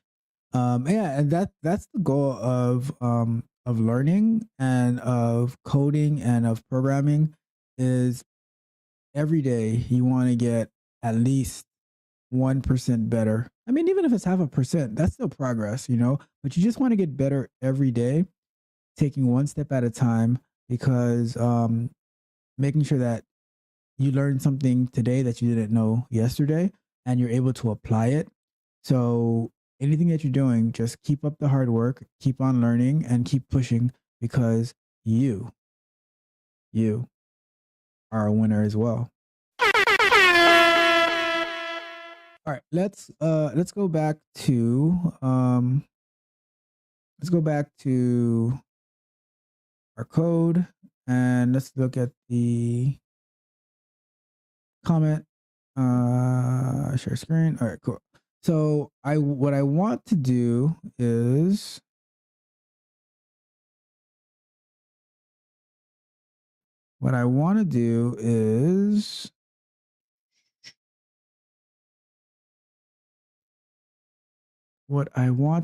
all right, so I want to get this code have this method in the same file. I'm not sure if I'm going to be able to, but let's try to find out. So this was on the home page, right?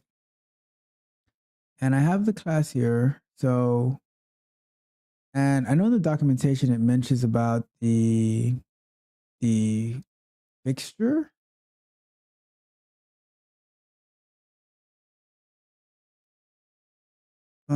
So let's take a look at take a look at the documentation real quick. So I want to see if I can get this to be in the so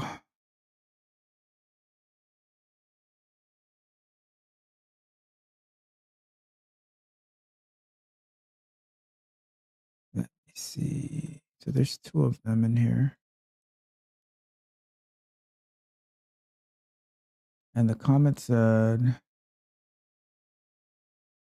it can be done with the fixture, then save it as a separate file to make the code reusable.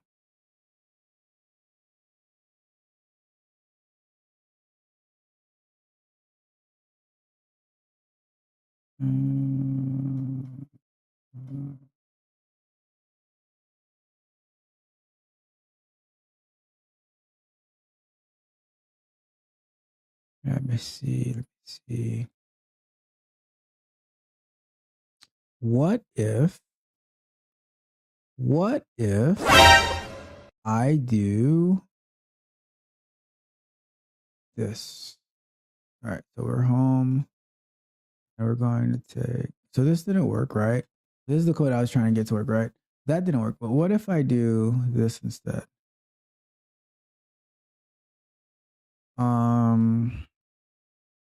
Pass home page.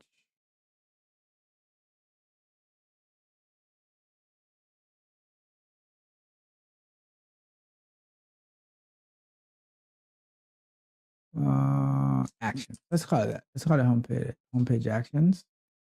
And then let's look at the code again. Let's look at the documentation left for us. And we are going to say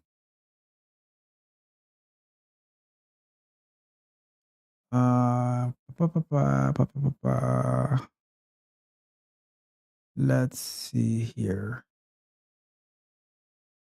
In a separate file.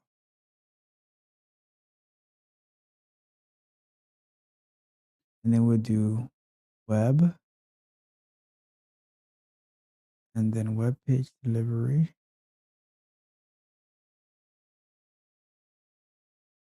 So if I was to do so if we were to do homepage and then we do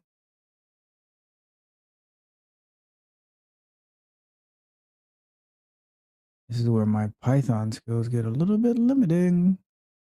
So I want to do that, and then I want to do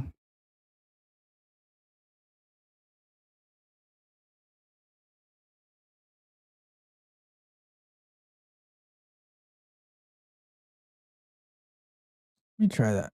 I'm not sure if this is going to work, but I have an idea of how I can refactor it. And but that's the part of it. That's the point of it, right? Like we're pushing it, and that's why we have this hoodie on, because it's getting cold now because we're going deep. We are going deep into the abyss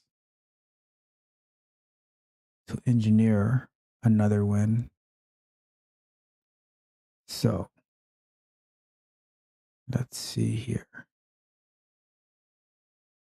Let's say we were to do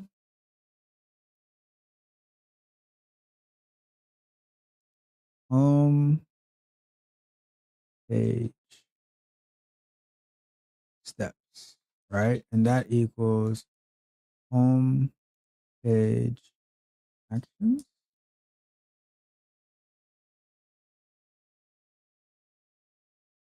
And if we import that,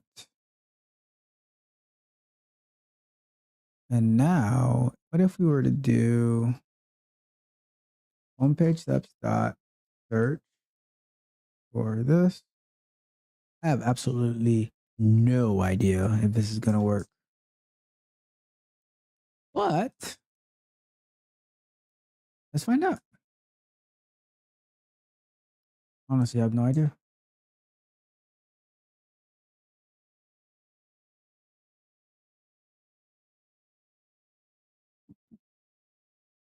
I shouldn't need that either. So let's see what happens. I don't know. I'm just as curious as you are.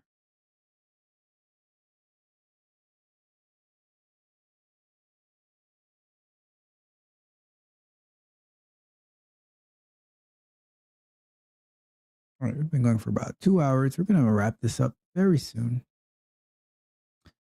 What required argument address? So if take that.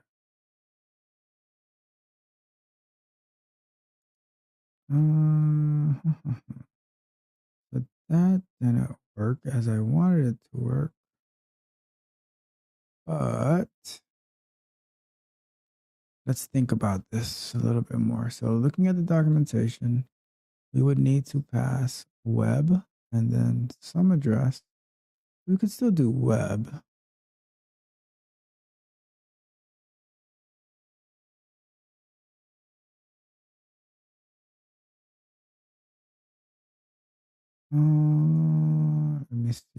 Let me see.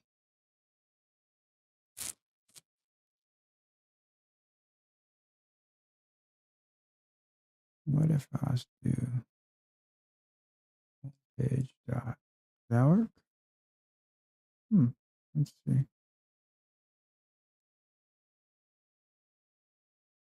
Now I'm just playing around because I have no idea if this, what I'm doing here is going to work. What's that?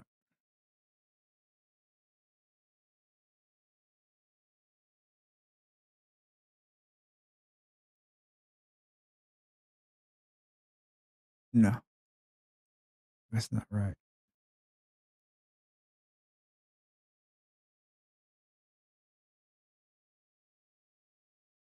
Because if these have self, and they don't require anything, and this should have self too.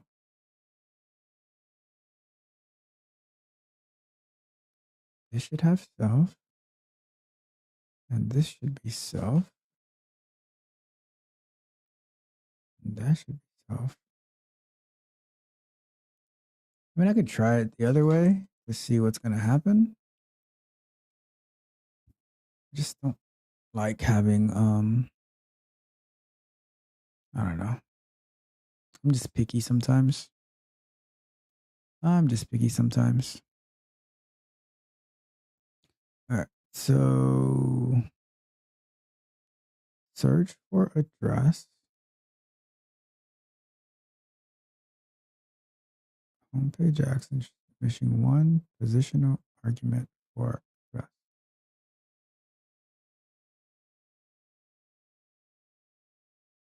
So here,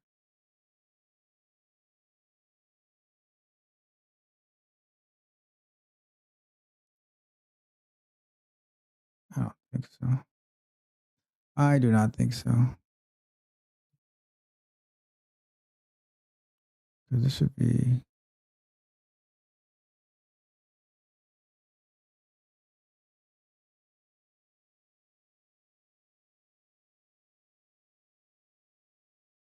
let me try it this way. So web,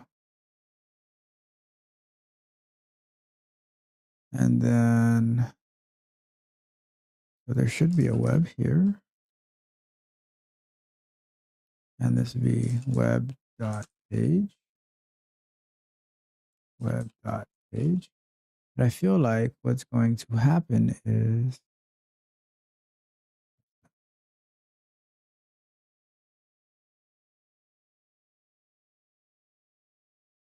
So if I have this here, let's try something. So let's say I don't have the class for homepage, and we do in here. So if we go to the top here and we say import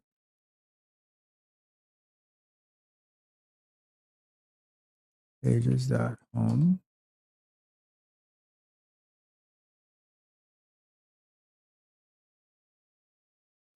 And let's get rid of this. Let's put this above that. Oops. Above that. Uncomment that. Oops. Oh, this put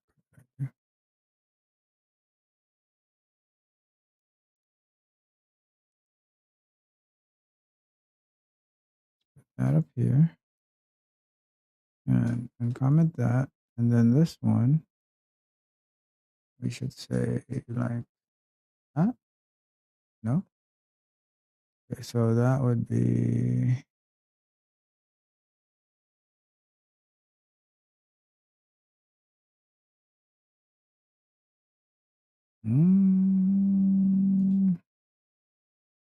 there. So if we look at our imports, so pages.home.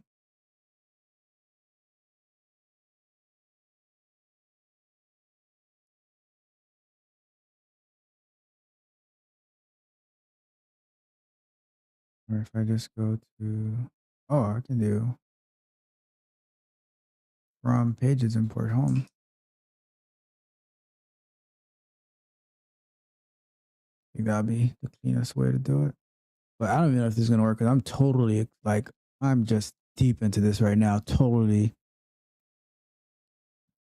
deep under the ocean trying this thing out now because I have no idea if this is actually gonna work. But if it does, it'll be pretty cool. So let's see what happens.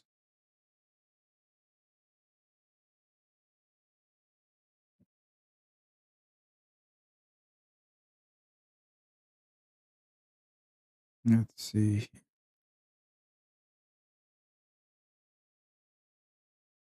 Nope. Web UI object not column. All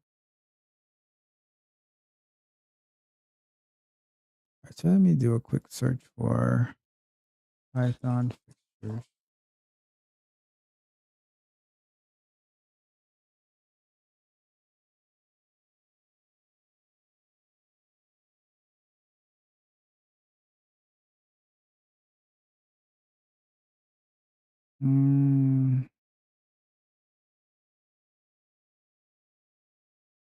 Let's see.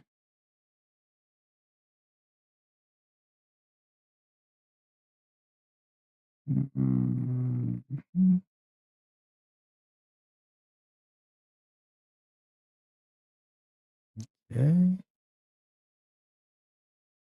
Let's see here. Fixtures in the literal sense are each of the range, step in data, everything that tests need to do.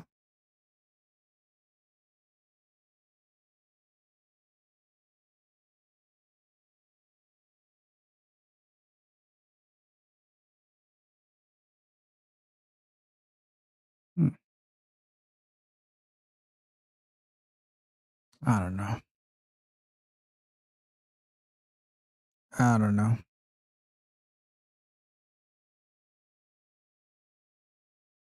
Why not? So let's pivot a bit, right? Let's implement the lazy loading, and then I'll think about this some more, play with it some more, because I'm just not too familiar with the Python fixtures and in the description that in the comment. I'm not 100% sure about that yet. Because I could probably just do the fixture way that is here, but let's do the let's do the lazy loading way to clean it up a bit. So let me search for lazy loading. All right. So we would want to do. Oh, okay. Look at that. So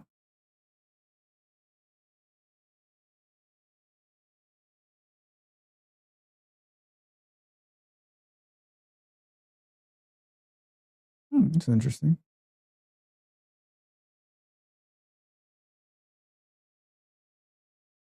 web page.content.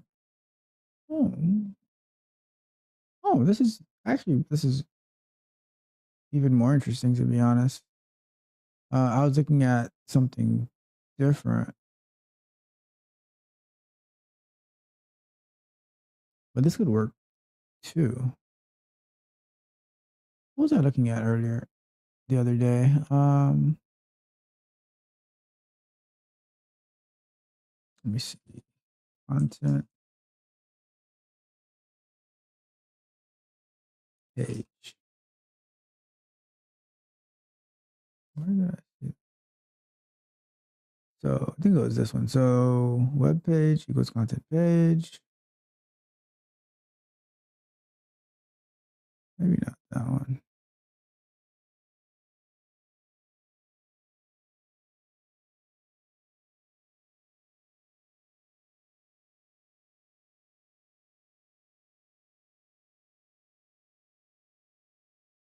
There goes that. There goes that.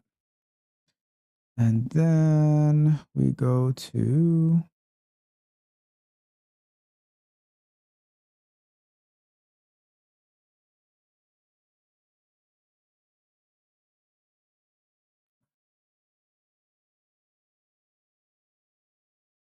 that's not. All right, cool. All right, so that's pretty much it. All right, so let's do. Let me look at this actually. So this would be easy to do. So let's say new file, content page, and then we would want to do so class. Let me close this out and let me be able to see here. So class content page. So that way, so this is pretty cool actually, because you can load everything. Self, and then from pages dot home import homepage. Then return homepage. All right, cool. And then we have, I guess I need to open this so I can see the pages that we have. Then we do define. And we have search results. And we say from search results, import search results, return search results. And we have define restaurant.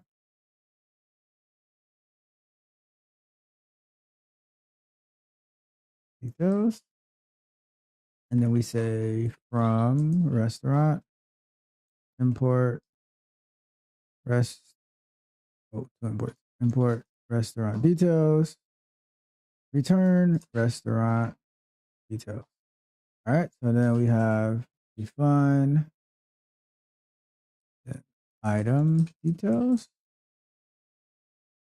and then from item details, import item details, return item. All this is cool. It feels a bit excessive to do it this way, but maybe it's a Python thing. I don't know yet. Still thing. And then let's say navigation. From navigation, import navigation menu, return navigation menu. I think that is all of them. Cool. So now we go to, let's go back to this.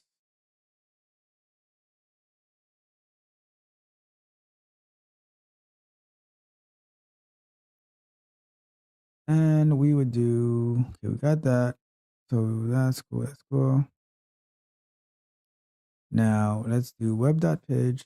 So in here, we're going to, let's go to the top of this. Web, okay. Web.page, so let's put it on top of this. Web.page equals content page. Lunch break, lunch break. And let's finish that off before we go on break. So we have that.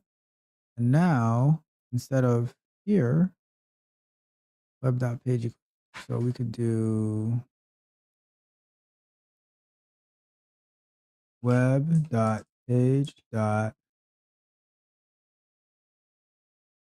What do we call this? Let me close this out. Let's put this as a split and move right.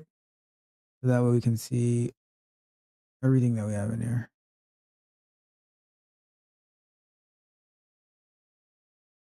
That's just home. So home. Okay, so that should be good. And then if we move, there was another thing that I saw in here though, because all of that can work. I remember seeing it done a different way,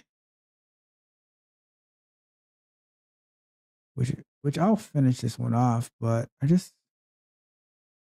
don't know, maybe I'm too attached to the way that I was doing it in Java and I need to evolve myself.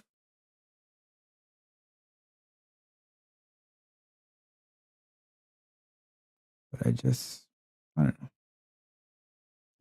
I don't know. Might be me. Let's see if I go to the home page in here.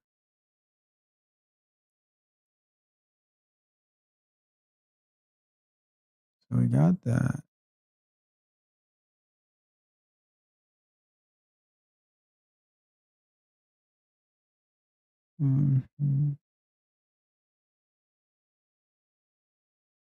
Let's see.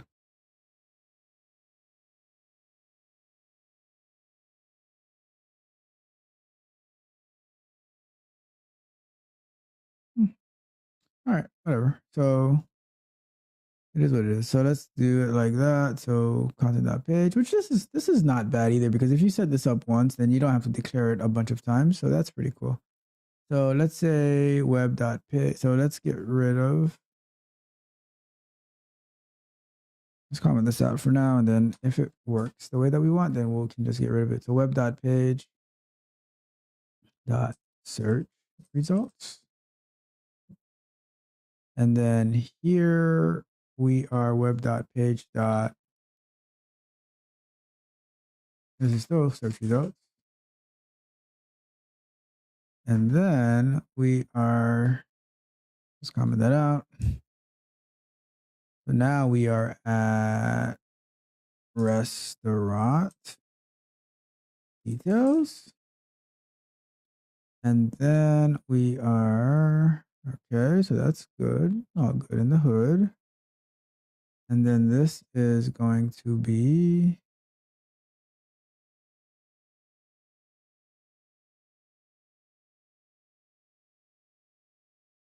so this was still on restaurant details. So okay, so restaurant details.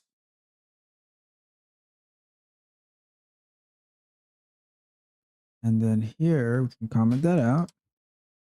And that would be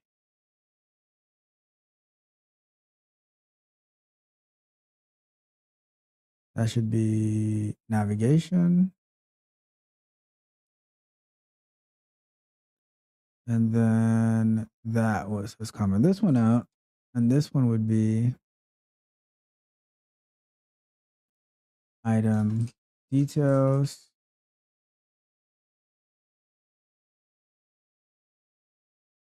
And this would also be item details.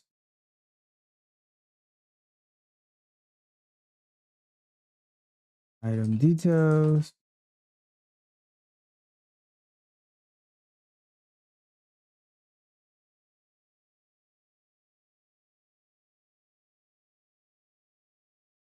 So I wouldn't even need to define every one of these, right? So let's say we were just to do,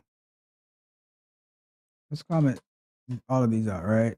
And here we say web.page dot item details. Just copy this over. I think we're just like,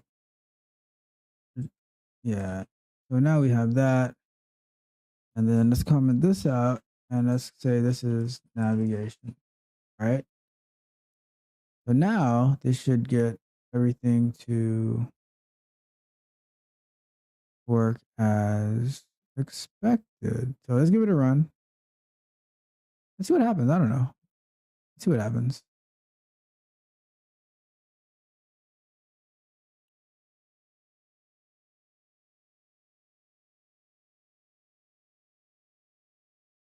Let's see if everything goes through. So we should be entering our delivery address.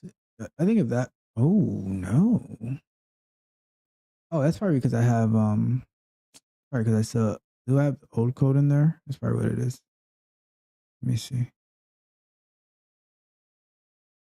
Yeah, I have the old code. That's why. So let's comment this one out and let's put that back in. And let's say this is home. And then this is also home. We're putting in, all right, so that's what it was. So now it should work.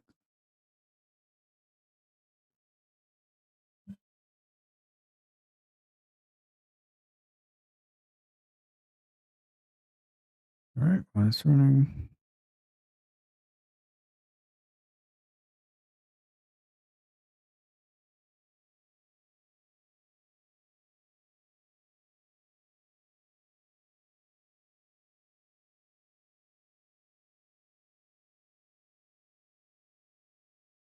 Oh, what is going on here?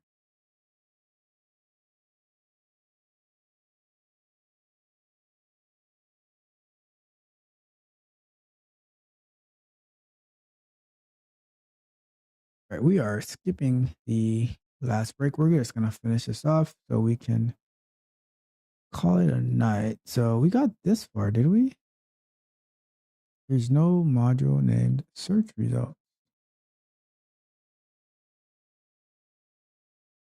Okay, where do we get to? Ah, okay. So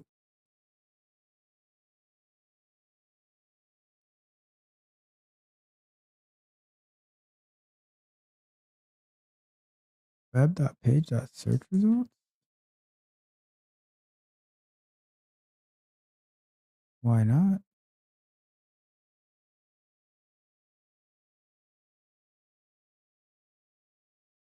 Let me see what we have here. Search results. From search results, import search results. What gives?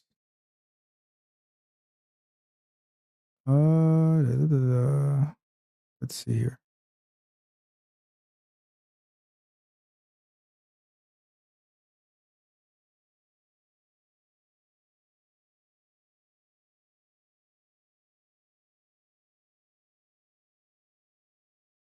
Okay. Return search results. No module name search results.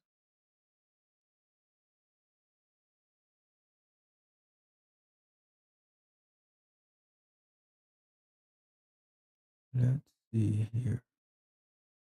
Webpage.home. Webpage.search results. Dot fast food and filter.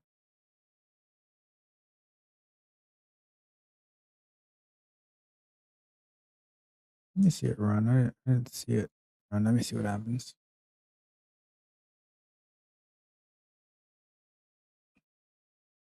It's getting cold in here.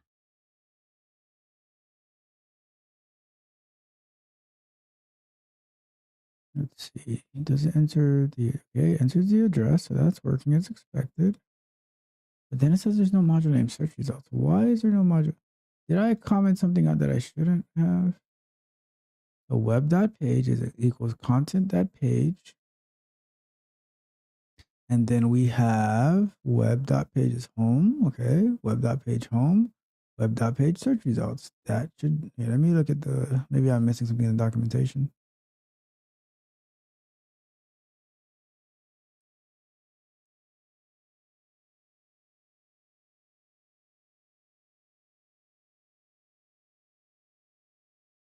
So we imported the content page. All right. We have content. page content. Okay, and then we have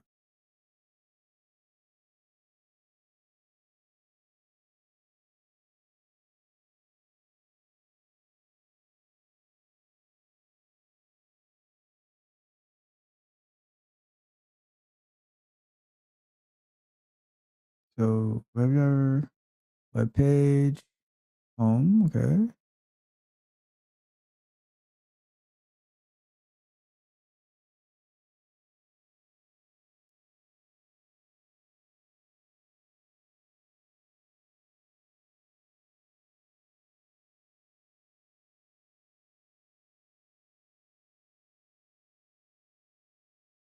I want to see.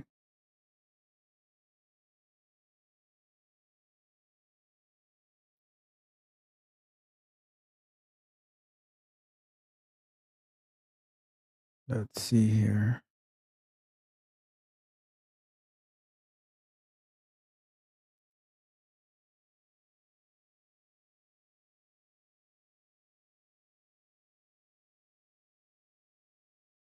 All right. So web.page, homepage, web.page dot gallery dot gallery button, gallery, okay, gallery page. What do we have, isn't it?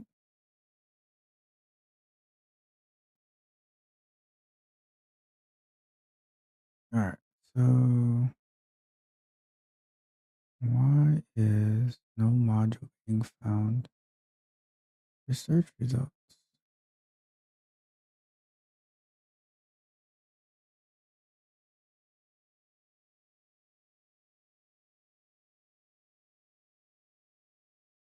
So, all right. So now, okay, we have this. Then web page, browser. Okay, web dot page is content page. Web dot page is home. Web dot page is home. Web dot page search results. Dot fast food.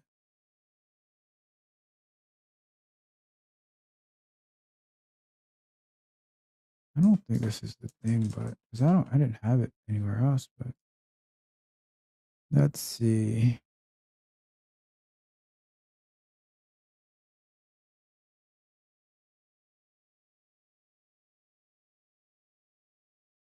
No module names search results.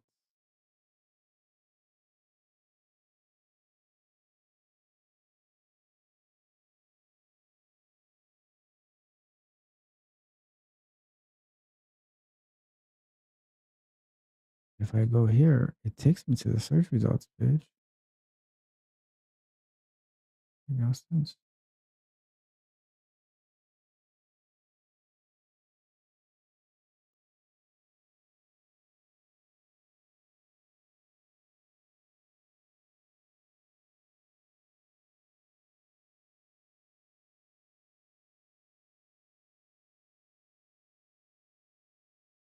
All right.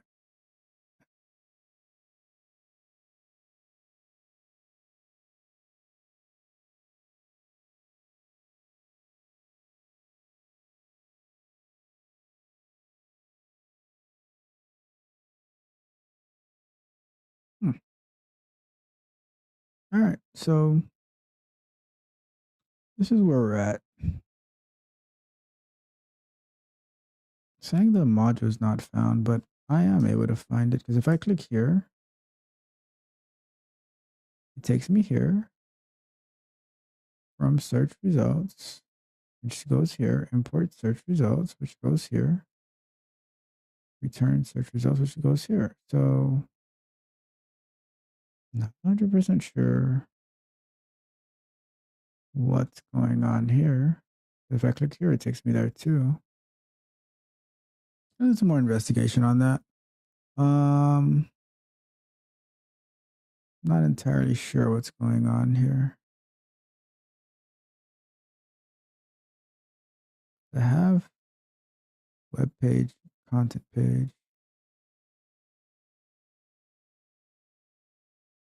I'll play with it some more. But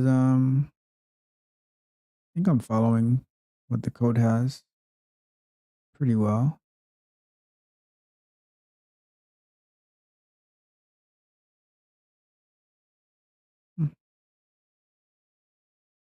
That's cool.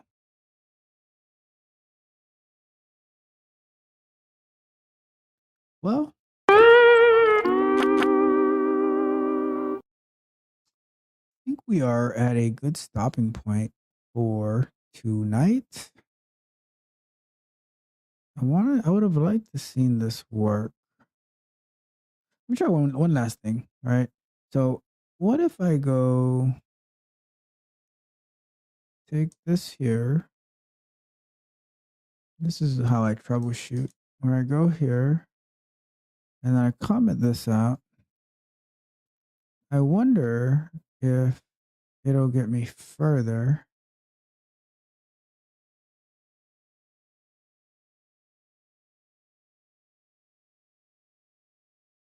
Let's see what happens.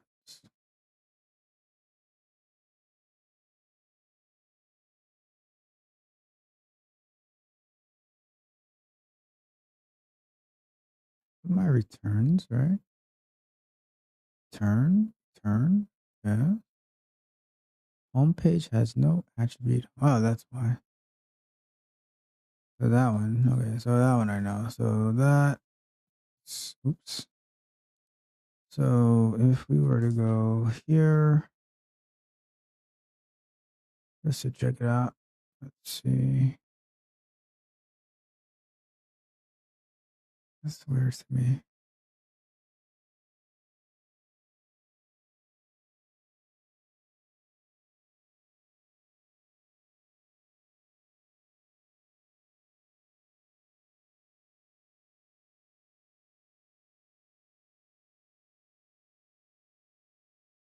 That works.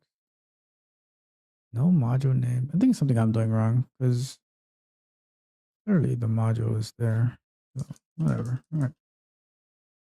I will play with that some more to see what I am doing wrong.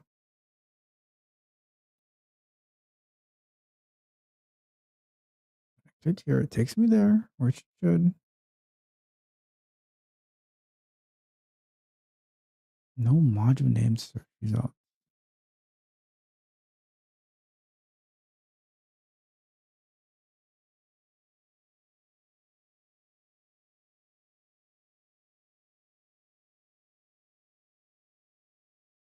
Whatever.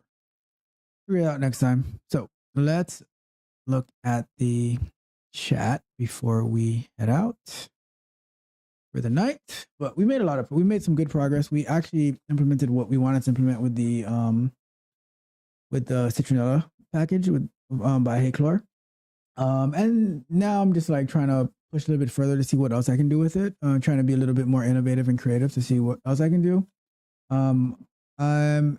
I'm gonna do some more research to see like why that why I was getting that error with the search results, because that seemed like it should have been pretty straightforward. But I'll do some investigation, and then also do a little bit more investigation on the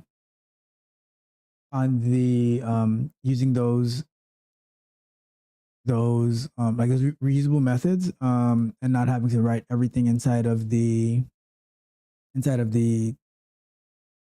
test.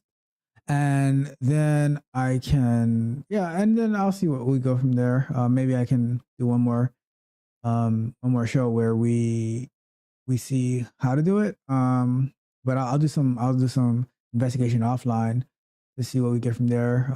And then we can move on to something else. So so before we go, I do want to say, if you have not done so yet, remember to like the video, share the video, subscribe to the channel if you want the most fascinating information in the tech industry. So let me know. And we have one more comment. So from our good friend Melissa, she says, always win with Tech Coach Ralph. it's not over until we win. Am I right? You are right. The only thing I'm addicted to right now is winning.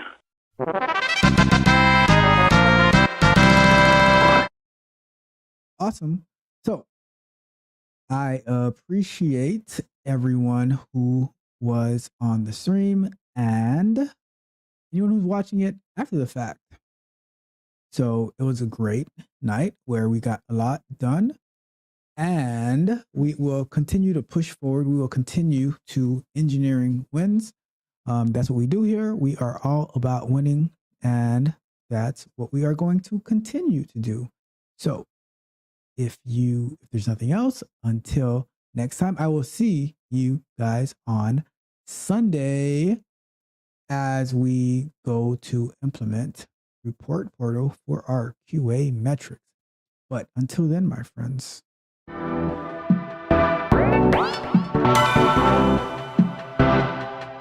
You might think that getting into the IT field is impossible without a computer science degree, but Tech Coach Ralph is here to prove you wrong. Get ready for some jaw-dropping revelations on how to break into this lucrative industry.